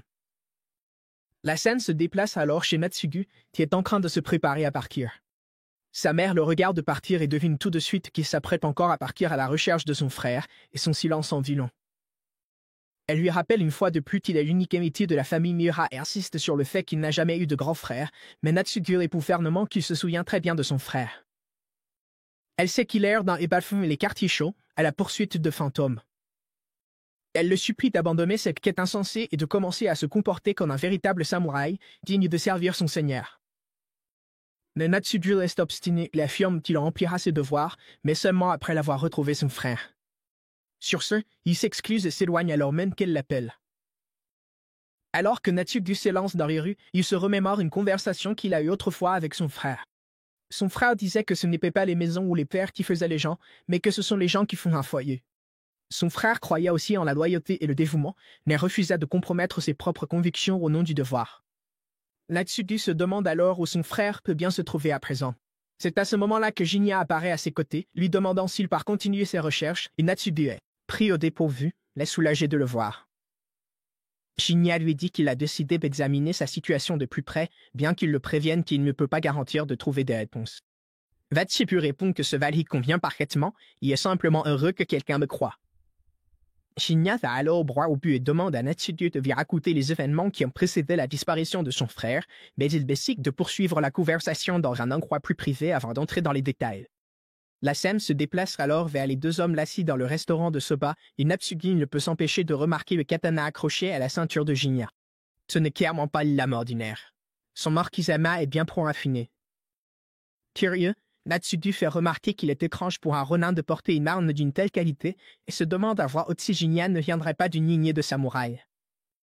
Jinya secoue la tête, expliquant que ce n'est pas le cas. Il raconte comment il a autrefois séjourné dans un village de montagne isolé, réputé pour ses soufflets de forge, où vivaient des forgerons spécialisés dans la fabrication de katanas. Pendant son séjour là-bas, il a occupé un poste qui exigeait qu'il en manie un, et aujourd'hui il a rempli à nouveau un rôle similaire. La lame qu'il porte est autorisée par le shogunat, il a donc la permission officielle de la garder à sa ceinture. Natsugu tente une supposition, demandant si Jinya ne viendrait pas de Kadona. Jinya arque un sourcil, impressionné par la justesse de la remarque. Natsugu sourit, expliquant qu'il s'en est douté en voyant le design du fourreau. Il avoue être un passionné de katana, et il y a eu que l'une des marques distinctives des lames de Kaboma réside dans leur fourreau, discrets dans leur apparence, mais élégants par la finesse de leur artisanat. Jinya confirme que cette lame en particulier était autrefois un artefact sacré conservé dans le village. Elle s'est retrouvée entre ses mains à cause de circonstances sur lesquelles il préfère ne pas s'étendre. Natsugu se penche, intrigué, et demande le nom de la lame. Jinya répond qu'elle s'appelle Yore, et Natsugu s'illumine à cette mention, spéculant que le nom pourrait venir d'une vieille expression liée à la protection contre le mal ou à la purification des esprits, puis il demande à Jinya s'il connaît des histoires de ce genre. Jinya admet qu'il n'en sait rien, mais se souvient que l'ancien du village avait dit un jour que l'épée était restée immaculée pendant plus de 100 ans. Natsugu est ravi de l'apprendre, débordant d'enthousiasme, demande à Jinya s'il acceptera de dégainer l'épée pour la lui montrer. Jinya refuse poliment, et Natsugu se ravise aussitôt, s'excusant de s'être emporté. Cela étant dit, Jinya annonce qu'il est temps d'entrer dans le vif du sujet. Natsugu raconte alors son histoire, comment son frère aîné a soudainement disparu sans laisser de traces, et que, peu importe jusqu'où il cherche, il ne trouve rien. Le pire, c'est que personne ne semble se souvenir que son frère ait jamais existé, pas même leurs propres parents. Tout le monde affirme que Natsugu est l'unique héritier de la famille Miura. Et que personne n'admette que le nom Tsuga-naga leur dit vaguement quelque chose, mais même ils finissent par insister qu'il doit y avoir une erreur. Natsugu n'a pas d'autre choix que d'accepter qu'il est la seule personne à se souvenir encore de l'existence de son frère. Le propriétaire du magasin, ayant surpris la conversation sur ce sujet délicat, intervient doucement en suggérant que, s'ils veulent discuter de quelque chose d'aussi sérieux, il ferait mieux d'aller dans un endroit plus privé. Mais Jinya secoue la tête et plaisante en disant que ce n'est pas grave, car il n'y a pas beaucoup de passages ici. Mais il ajoute ensuite que c'est parce qu'Ofu et son père semblaient vraiment inquiets pour Natsugu, et que c'est pour cette raison qu'ils sont venus parler ici. Shinya demande alors à Natsugu à quel moment exactement son frère a disparu, et Natsugu répond que c'était vers la fin du mois de janvier. Il se souvient que juste avant sa disparition, son frère avait mentionné qu'il avait rencontré une fille. Peu de temps après, Natsugu a trouvé des fleurs dans la chambre de son frère. Il n'a pas pu identifier de quelle sorte il s'agissait, mais elles avaient un parfum fort et persistant. Les fleurs étaient petites, avec de délicats pétales blancs et un teint jaune vif, et cela lui a paru étrange car son frère n'avait jamais été du genre à s'intéresser aux fleurs. Comme personne d'autre n'était entré dans la chambre à part lui, Natsugu a supposé que son frère devait les avoir laissées là lui-même. Shinya réfléchit à cela et demande s'il a encore les fleurs. Natsugu acquiesce, disant qu'il les a conservées, pensant qu'elles pourraient servir de preuve si jamais quelque chose venait à être révélé. En entendant cela, Shinya demande s'il peut se rendre chez Natsugu demain pour les examiner lui-même. Natsugu hésite un instant, puis accepte. La scène se déplace alors vers Shinya qui arrive de nouveau à la boutique de soba le lendemain, et il remarque que Natsu est déjà là. Il passe une commande de soba, et le propriétaire semble amusé que Shinya appelle Natsu de façon aussi familière. Il taquine Ofu, disant qu'elle devrait peut-être se montrer plus compétitive, et elle dit rapidement à son père d'arrêter de dire des bêtises. Ofu fait remarquer que les deux semblent bien s'entendre, et Natsu répond avec désinvolture que ce n'est rien de spécial. Shinya demande alors à Ofu à quel point elle connaît Natsugu, et elle répond qu'ils ne sont pas particulièrement proches, mais qu'ils discutent de temps en temps lorsqu'ils passent à la boutique. Elle est curieuse de savoir pourquoi Shinya pose la question, et il répond simplement qu'il se demandait juste. Ofu dit que Natsugu a toujours été respectueux lors de leur conversation, et qu'il lui paraît être un homme vraiment gentil et sincère. Natsu réalise qu'il parle du samouraï sur lequel elle est tombée l'autre jour, et elle acquiesce car elle l'a aussi trouvé humble et poli. Le propriétaire intervient, disant que Natsugu a l'air sympa et tout, mais qu'il devient pro-enthousiaste dès qu'on parle de sabre. Cela lui fait penser à quelque chose, alors il attrape un objet pour le montrer à tout le monde, c'est un koge. Il explique que la famille de Natsugu sert de vassaux au shogun, donc il est normal qu'il possède des outils comme celui-ci. Mais Natsugu lui a un jour offert ce koge en particulier, qui est traditionnellement porté par les samouraïs. Le propriétaire ajoute que Natsugu est complètement obsédé par les sabres. C'est pratiquement la motivation derrière tout ce qui est fait. Il se souvient même avoir entendu la mère de Natsugu le réprimander à cause de cette obsession, et Shinya demande s'il a déjà eu affaire à elle. Le propriétaire répond que non, il ne l'a aperçue qu'une seule fois, mais d'après ce qu'il a entendu, c'est une femme redoutable. Le propriétaire essaie alors de donner le kobe à Shinya, qui hésite d'abord à l'accepter puisque Natsugu lui avait offert en cadeau. Mais le propriétaire insiste sur le fait qu'il n'en a aucune utilité, et finalement Shinya accepte de le prendre, décidant qu'il le gardera pour l'instant. Il se tourne alors vers Ofu et lui demande si les fleurs que Natsugu a mentionnées l'autre soir étaient des gentilles, ce qu'elle confirme. Mais Shinya a du mal à le croire, car Natsugu les avait décrites comme étant petites. Pourtant, il espère vraiment que ce ne sont pas des gentilles. Nous retrouvons ensuite la même jeune fille qu'auparavant, qui réfléchit silencieusement en se disant que l'endroit où elle se trouve maintenant était autrefois son jardin de bonheur, là où elle a passé son enfance, mais qu'elle sait désormais qu'elle ne pourra jamais y retourner. La scène se déplace alors vers Shinya qui arrive chez Natsugu, où la mère de ce dernier remarque rapidement sa présence. Elle observe l'invité inconnu et demande qui il est, ce qui pousse Shinya à se présenter poliment. Elle lui rend son salut avec chaleur et curiosité, puis se tourne vers son fils pour obtenir des explications. Shinya explique qu'il vient de Kadono, le village réputé pour ses forgerons légendaires. Natsuko lui dit que Shinya est un samouraï qu'il a récemment rencontré, quelqu'un qui partage sa passion profonde pour les sabres. Il l'a invité à venir partager quelques verres et les deux entrent ensemble dans la maison. Parant qu'il n'aille plus loin, la mère de Natsuko remercie Shinya, ce qui le prend au dépourvu. Il lui demande pourquoi, et elle lui explique que son fils traverse une période difficile ces derniers temps, mais qu'aujourd'hui il semble plus léger et plus heureux, et qu'en tant que mère, cela la rend reconnaissante. Les paroles de la mère touchent Shinya en silence. Ensuite, où il retrouve assis dans une pièce tranquille, Shinya remarque à quel point la mère de Natsuko semble gentille. Natsuko balaie la remarque d'un geste, disant que sa mère en fait un peu trop, puis change de sujet en ligne prend les fleurs laissées dans la chambre de son frère. Shinya se penche pour les examiner de plus près et confirme que ce sont bien des gentilles. Natsuko demande si elles ont quelque chose de spécial et Shinya répond qu'elles ne sont pas particulièrement rares, mais qu'elles sont plus petites que la normale. Il demande alors à Natsuko s'il est absolument certain d'avoir trouvé ces fleurs en train de fleurir au printemps. Natsuko acquiesce sans hésiter et l'expression de Shinya s'assombrit. Il lui dit que la fille que Sadanaga a rencontrée n'était peut-être pas humaine. Sadanaga aurait pu être entraînée dans une autre dimension et ses fleurs en sont la preuve. Natsuko comprend que ces fleurs pourraient venir du domaine du démon et Shinya demande à voir la chambre de son frère de ses propres yeux. Natsuko accepte et se tourne pour montrer le chemin, mais Shinya reste immobile, lui disant d'y aller en premier. Natsuko s'arrête, incertain de la façon dont Shinya va le suivre, mais Shinya répond simplement qu'il se débrouillera. Sur ce, Natsuko s'en va.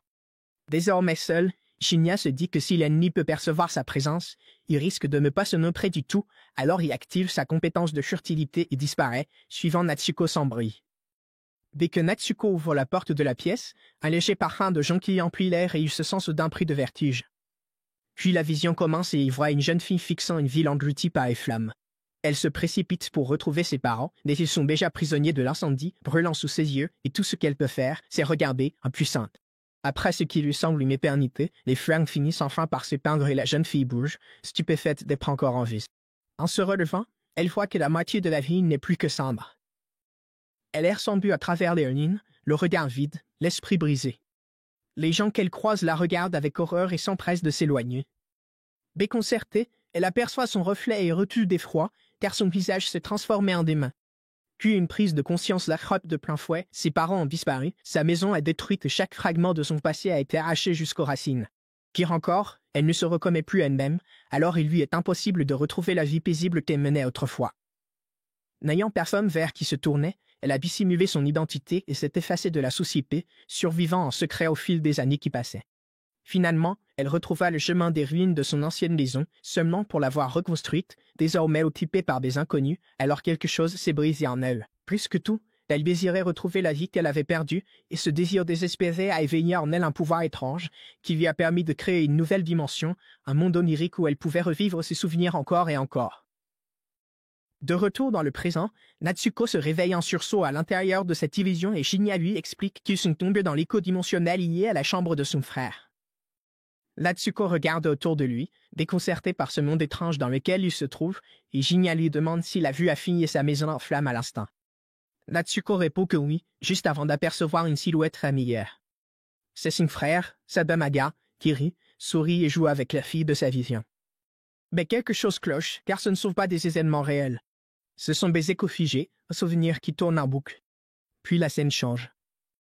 Sadamaga se tourne alors vers la fille et lui demande ce qu'elle voudrait qu'il prépare aujourd'hui. Elle lui dit qu'il devrait arrêter de revenir et simplement rentrer chez lui, auprès de sa famille, mais il insiste pour lui préparer son soda préféré. Elle le supplie de partir, car elle ne peut plus continuer ainsi.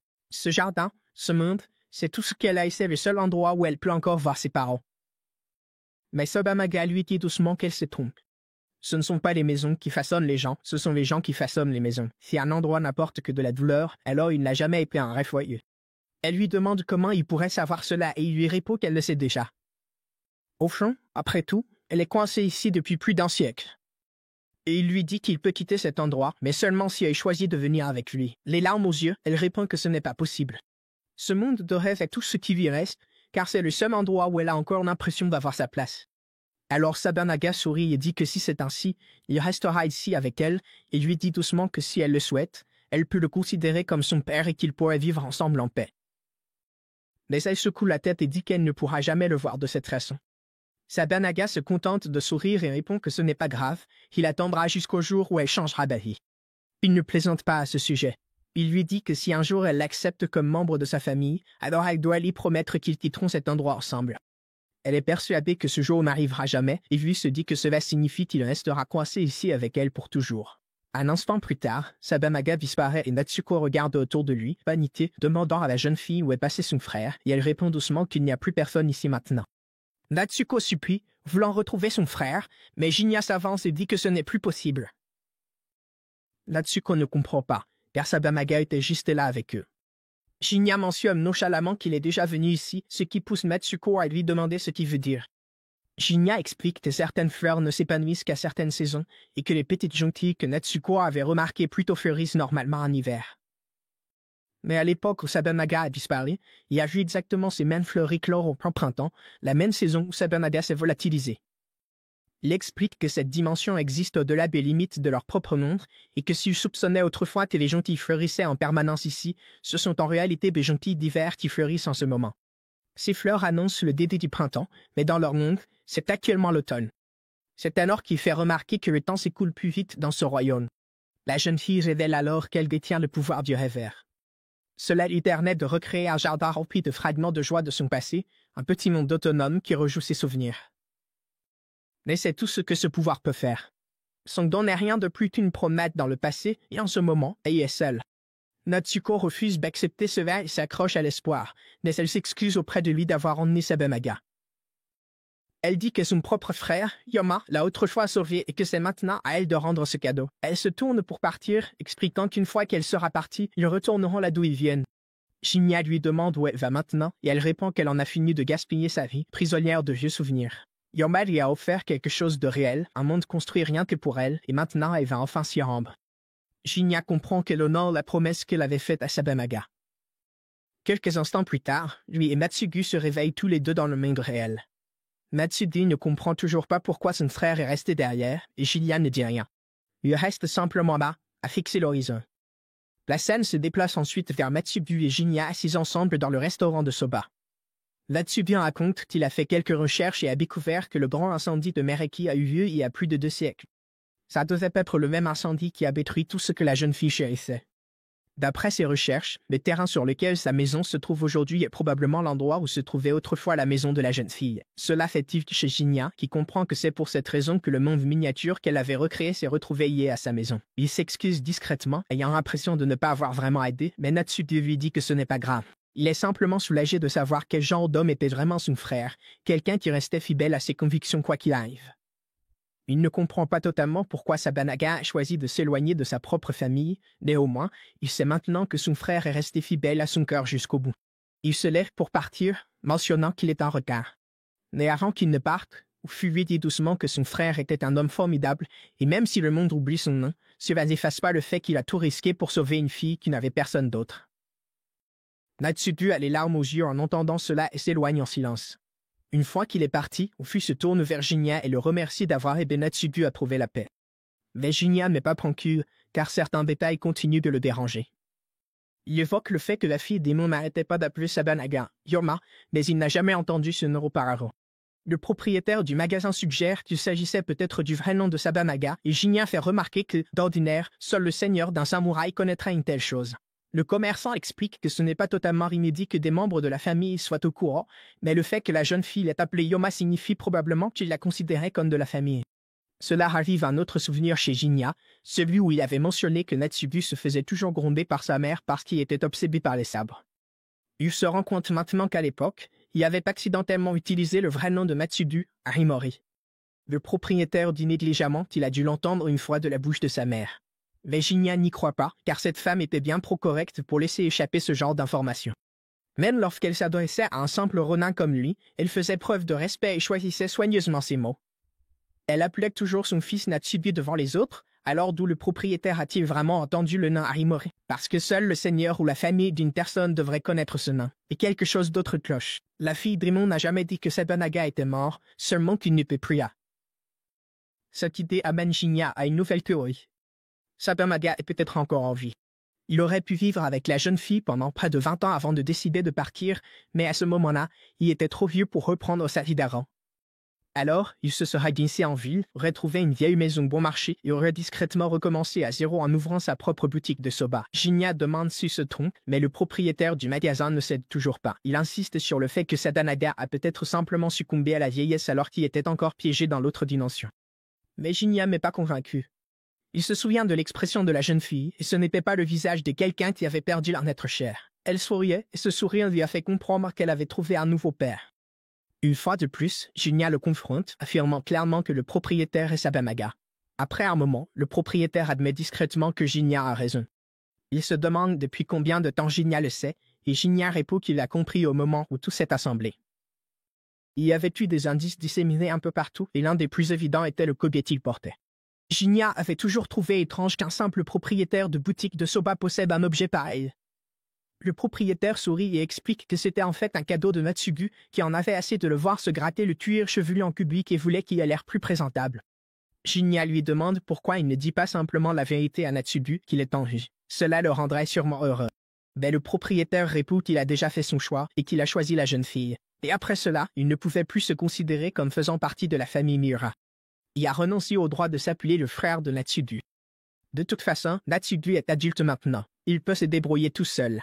Il offre le Koge à Jinya en cadeau et lui demande s'il comprend pourquoi il a choisi de devenir le père de cette petite fille. Jinya répond simplement qu'il n'y avait pas de grande maison et le propriétaire acquiesce. Il dit que c'était aussi simple que ça. Il ne supportait pas de voir la fillette souffrir seule, alors il est resté, et c'est tout. Un homme fait ses choix et s'y tient. Essayer de l'expliquer davantage ne changerait pas la façon dont les autres le perçoivent. Chacun a sa propre façon de penser. Jinya acquiesce, comprenant parfaitement. Le propriétaire savait qu'il comprendrait. Après tout, Jinya a vécu assez longtemps pour acquérir une certaine sagesse, et il sait aussi que Jinya est un démon.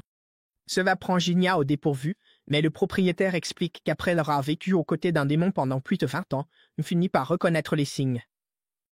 Curieux, Jinya demande comment va la jeune fille ces derniers temps. Le propriétaire regarde dans sa direction et dit « Elle est juste ici ». À ce moment-là, Fu révèle ses yeux de démon et Jinya comprend.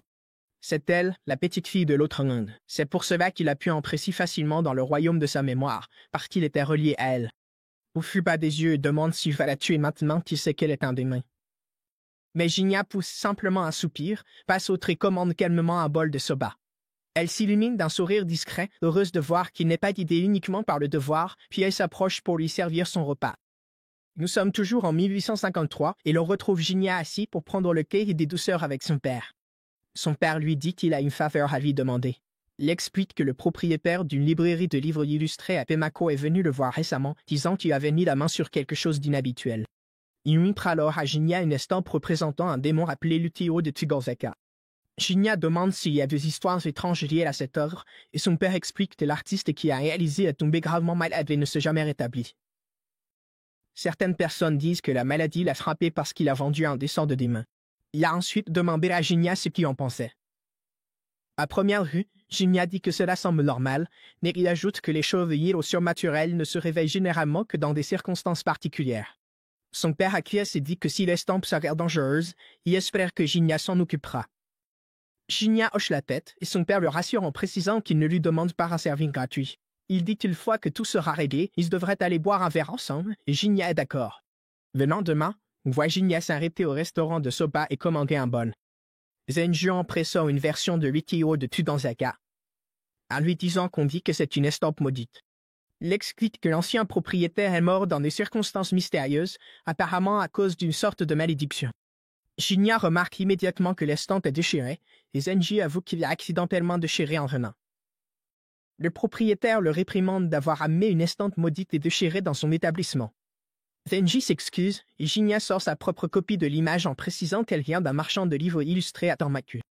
Mais lorsqu'il compare les deux versions, Zenji constate qu'elles sont exactement identiques.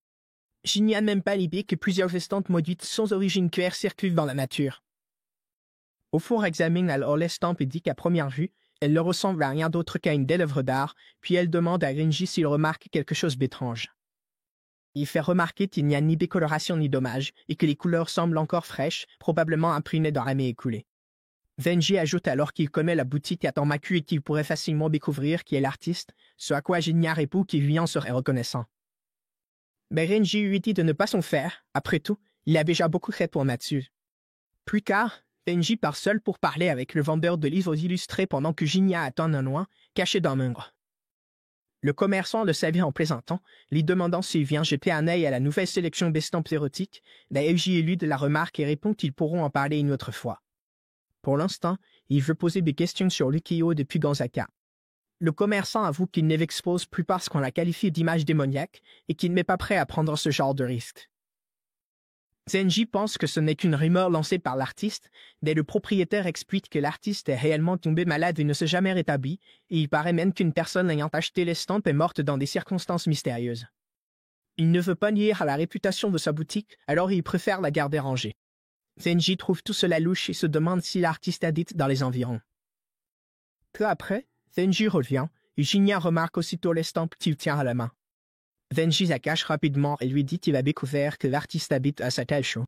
Jinya acquiesce et s'en va, puis on le voit arriver à la résidence de l'artiste.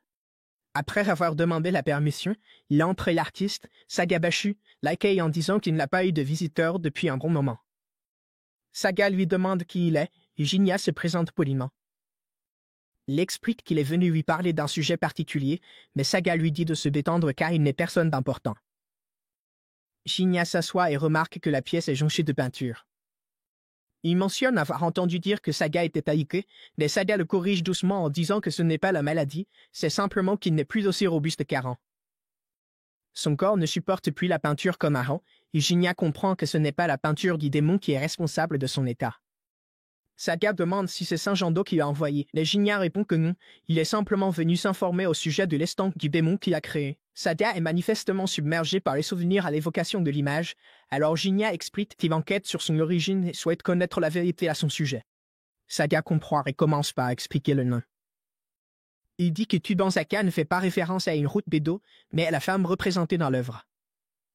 Shinya se demande si c'est le nom de la femme, mais Saga répond que ce n'est pas exactement ça. Il y a longtemps, un homme maniant une lame de style Kadono a donné ce nom à l'œuvre. Cet homme s'appelait Motoharu et il venait souvent ici. À ce moment-là, Shinya comprend qu'il parle de son père adoptif et il se remémore ses derniers instants avec lui. Durant ces derniers moments, il s'est senti impuissant, incapable même de protéger la seule femme qui comptait vraiment pour lui, et il s'est senti inutile. Il a avoué à Shinya qu'au début, il n'aimait pas les yokai. Pourtant, être choisi comme gardien d'une prêtresse n'était pas le pire des destins. Même s'il n'a jamais vraiment réussi à la comprendre, peu à peu, il s'est surpris à vouloir protéger la personne même qui avait autrefois compliqué sa vie. Il pensait en être capable, mais tout finit par changer. Il a regardé Shinya droit dans les yeux et lui a dit de ne pas finir comme lui, de ne pas devenir un homme que l'amertume définit. Et puis, sans hésiter, il est parti au combat et n'est jamais revenu. Aujourd'hui, dans le présent, Shinya demande à Saga de lui en dire plus sur Motoharu, révélant que Motoharu va élever comme son père adoptif. Saga accepte, disant qu'il est impossible de parler de l'origine de l'œuvre de Tubanzaka sans évoquer Motoharu. Il commence son récit, expliquant que tout a commencé alors qu'il n'était encore qu'un artiste débutant, cherchant sa place. Il a réussi à louer un petit logement à Edo, et pendant son séjour là-bas, il aperçut une femme dans le quartier. Curieux, il lui demanda son nom et elle répondit qu'elle ne pouvait pas le lui dire, non pas parce qu'elle cachait quelque chose, mais parce qu'elle était physiquement incapable de mentir, alors elle lui demanda simplement de l'appeler son nom.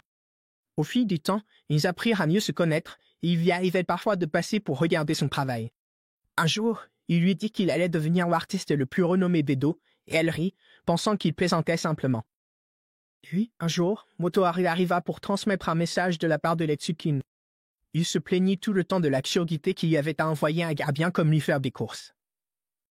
Saga et Pakina, lui demandant pourquoi il avait toujours quelque chose de négatif à dire sur la prêtresse du sanctuaire. Motoharu expliqua qu'il avait accepté ce rôle en pensant que c'était quelque chose d'honorable, mais qu'en réalité, elle le faisait courir partout pour livrer des lettres comme un simple coursier. Il plaisantait même en disant qu'elle était pire que n'importe quel démon dont il avait entendu parler. D'après Saga, Motoharu venait à Edo chaque année, sans exception, il ne cessait de se plaindre des Letsukin. Cela surprend Shinya, car apparemment Motoharu ne lui avait jamais montré que son côté sérieux et noble. Saga poursuit et revient à l'image elle-même, expliquant qu'il avait réalisé cette œuvre à l'époque où Namel vivait encore à proximité. Plus tard, Saint Jando est arrivé et a voulu la publier, alors Saga a refait une copie mécrasse pour la reproduction sur bois, et c'est ainsi que la version imprimée a commencé à circuler. Shinya se demande à voix haute si l'image était inspirée de Namel elle-même, mais Saga lui répond que ce n'est pas aussi simple que ça. Puis Shinya pose la vraie question, pourquoi a-t-il qualifié Tubanzaka de tableau démoniaque? Saga répond calmement que c'est parce que c'en est un.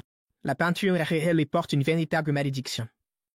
Mais avant que Saga ne commence à raconter toute l'histoire, il se tourne vers Shinya et lui demande quelles pensées lui sont venues à l'esprit lorsqu'il a vu l'œuvre pour la première fois. Shinya répond que cela lui a rappelé la légende de la princesse Namakawa de Shinano, mais que l'épée dans sa main lui a fait soupçonner un lien avec Tedono et Letsukin. Saga acquiesce, disant que c'est une remarque perspicace, puis prévient que la réalité derrière la peinture pourrait être quelque chose que Shinya regrettera d'avoir entendu. Il commence à expliquer, lui racontant que Motoharu venait à Edo après aller pour affaires, s'arrêtant souvent pour se confier avant de rentrer chez lui. Mais à un moment donné, son attitude envers la prêtresse du sanctuaire a commencé à changer. Un jour, sans prévenir, il a demandé à Saga de faire son portrait. Saga s'est moqué de lui à ce sujet, mais Motoharu a avoué qu'il ne lui en voulait plus parce qu'il avait fini par comprendre qu'elle avait ses raisons pour agir ainsi. Saga accepta la demande, mais il y avait un problème. Il n'avait en réalité jamais vu Litsukim en personne. Motoharu balaya la question d'un revers de main et dit que ce ne serait pas un problème, car Namel pourrait servir de modèle. Il expliqua à Saga que Namel venait à l'origine de Shinano, mais qu'il lui était arrivé quelque chose de tragique là-bas, et qu'ensuite, elle avait fini par vivre à Kadono avant de finalement arriver à Edo. Saga trouva l'histoire intéressante, mais il ne voyait pas en quoi cela pourrait l'aider à dessiner la prêtresse du sanctuaire. Motoharu lui expliqua alors que Namel et les yokai étaient bien plus semblables qu'on ne le pensait, et qu'à l'œil nu, ils étaient pratiquement impossibles à distinguer. Shinya comprend alors que la figure représentée dans la peinture de Kuganzaka doit être inspirée des yokai. Saga confirme qu'il a raison, expliquant que le portrait final a été réalisé à partir de Namel, avec les indications de Motoharu pour affiner les détails. Lorsque Shinya demande ce qu'il en est de toute cette histoire de tableau démoniaque, Saga explique que tout cela n'était qu'une blague récurrente.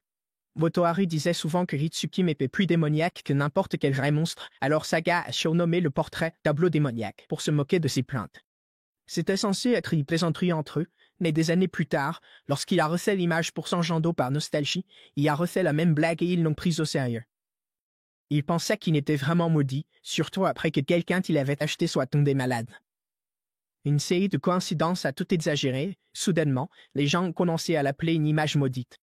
Shinya demande alors ce que Saga voulait dire plus tôt en disant qu'il pourrait regretter d'apprendre la vérité, et Saga lui répond en demandant si Shinya considère Kuganzaka comme une belle œuvre. Il explique que, peu importe le nombre de fois où il a retouché le tableau, Motoharu n'a jamais été satisfait. Il exigeait toujours plus d'élégance, plus de grâce, non sans cesse que l'œuvre reflète une beauté qui dépasse la réalité. Saga révèle que Kuganzaka est en réalité Ritsukim vu à travers le regard de Motoharu. C'est sa forme, sa présence, sublimée et polie jusqu'à atteindre une beauté quasi divine. Il explique à Shinya qu'aujourd'hui, l'image lui évoque peut-être la princesse Ninokawa, mais qu'à l'époque, Motoharu l'a comparée à Yasakata no Kami, la divinité sacrée. Shinya se souvient que Motoharu lui avait appris quelques notions sur cette divinité lorsqu'il était enfant, et qu'elle était une figure vénérée de Suwa et de Shinano. Saga suppose que Motoharu a peut-être dit cela parce que Namel venait de Shinano, mais lui comme son père ont comparé la peinture aux fans divines de Shinano, et Saga révèle que Motoharu lui a donné le nom de Kuganzaka parce qu'il pensait qu'elle était encore plus éblouissante que Yasakata no Kami elle-même. Il explique que la peinture est en fait le reflet de l'amour intense de Motoharu, un amour si lourd et passionné qu'il en devenait presque une malédiction. Shinya comprend alors que Kuganzaka n'est pas né de la haine ou de la colère, mais d'un sentiment bien plus profond que cela. Saga est un peu surpris que Shinya n'ait aucune idée de la véritable histoire derrière la peinture, et il décide de lui offrir l'une des anciennes illustrations qu'il avait dessinées à l'époque où tout a commencé. Il espère que Shinya ne pensera pas moins de son père après tout ce qu'il vient de dire, car même si Motoharu était un homme têtu, il tenait vraiment à sa famille. Après la naissance de sa fille, il a commencé à se rendre de moins en moins à Edo, et lorsqu'il a annoncé à Saga qu'il était devenu le père adoptif de 2 enfants, il a complètement cessé de venir. C'est que tout simplement le genre d'homme qu'il était, et Shinya le sait déjà. Plus tard, Shinya est assis tranquillement dans le restaurant de Soba en train de manger un bol, et il dit au propriétaire qu'il était vraiment un bon père. Ofu lui demande si quelque chose le tracasse et se demande si cela a un rapport avec la peinture de Kuganzaka. Shinya lui répond que ce n'est pas ça, il a simplement appris quelque chose de nouveau sur l'homme qu'il a élevé. Ofu lui dit que c'est normal, car personne n'est parfait. Son propre père a aussi des défauts, mais elle l'aime d'autant plus à cause de cela, et Shinya est d'accord avec elle. Shinya retrouve ensuite son vrai père plus tard et lui fait savoir que la peinture n'est pas dangereuse et que la partie démoniaque n'était en réalité que les propres regrets de l'artiste et qui se sont exprimés sur la toile, donc Shinya ne voit aucun inconvénient à la garder ou à la vendre. Son père évoque alors la personne qui serait morte à cause de la peinture, mais Shinya répond que c'était sans doute une simple coïncidence malheureuse. Il mentionne aussi qu'il a récupéré l'estampe que cette personne avait sur elle et qu'elle ne semblait pas du tout maudite. Son père acquiesce, le remercie pour son travail et lui dit qu'il lui remettra le paiement quand il sera prêt à partir, mais que pour l'instant, il devrait simplement s'asseoir et boire un verre. Ils commencent à boire ensemble et Shinya demande à son père s'il boit toujours comme ça. Son père répond qu'il buvait autrefois pour fuir la réalité et qu'avec le temps, c'est simplement devenu une habitude. Puis il retourne la question à Shinya. Shinya dit qu'il aime boire, surtout de temps en temps sous la lumière de la lune. Son père propose qu'ils boivent à nouveau ensemble et si l'occasion se présente, Shinya accepte. C'est tout pour cette vidéo, les amis. Si vous aimez cette nouvelle série, laissez un like pour le prochain épisode et abonnez-vous pour plus de contenu sur Reddit. Merci d'avoir regardé. À bientôt.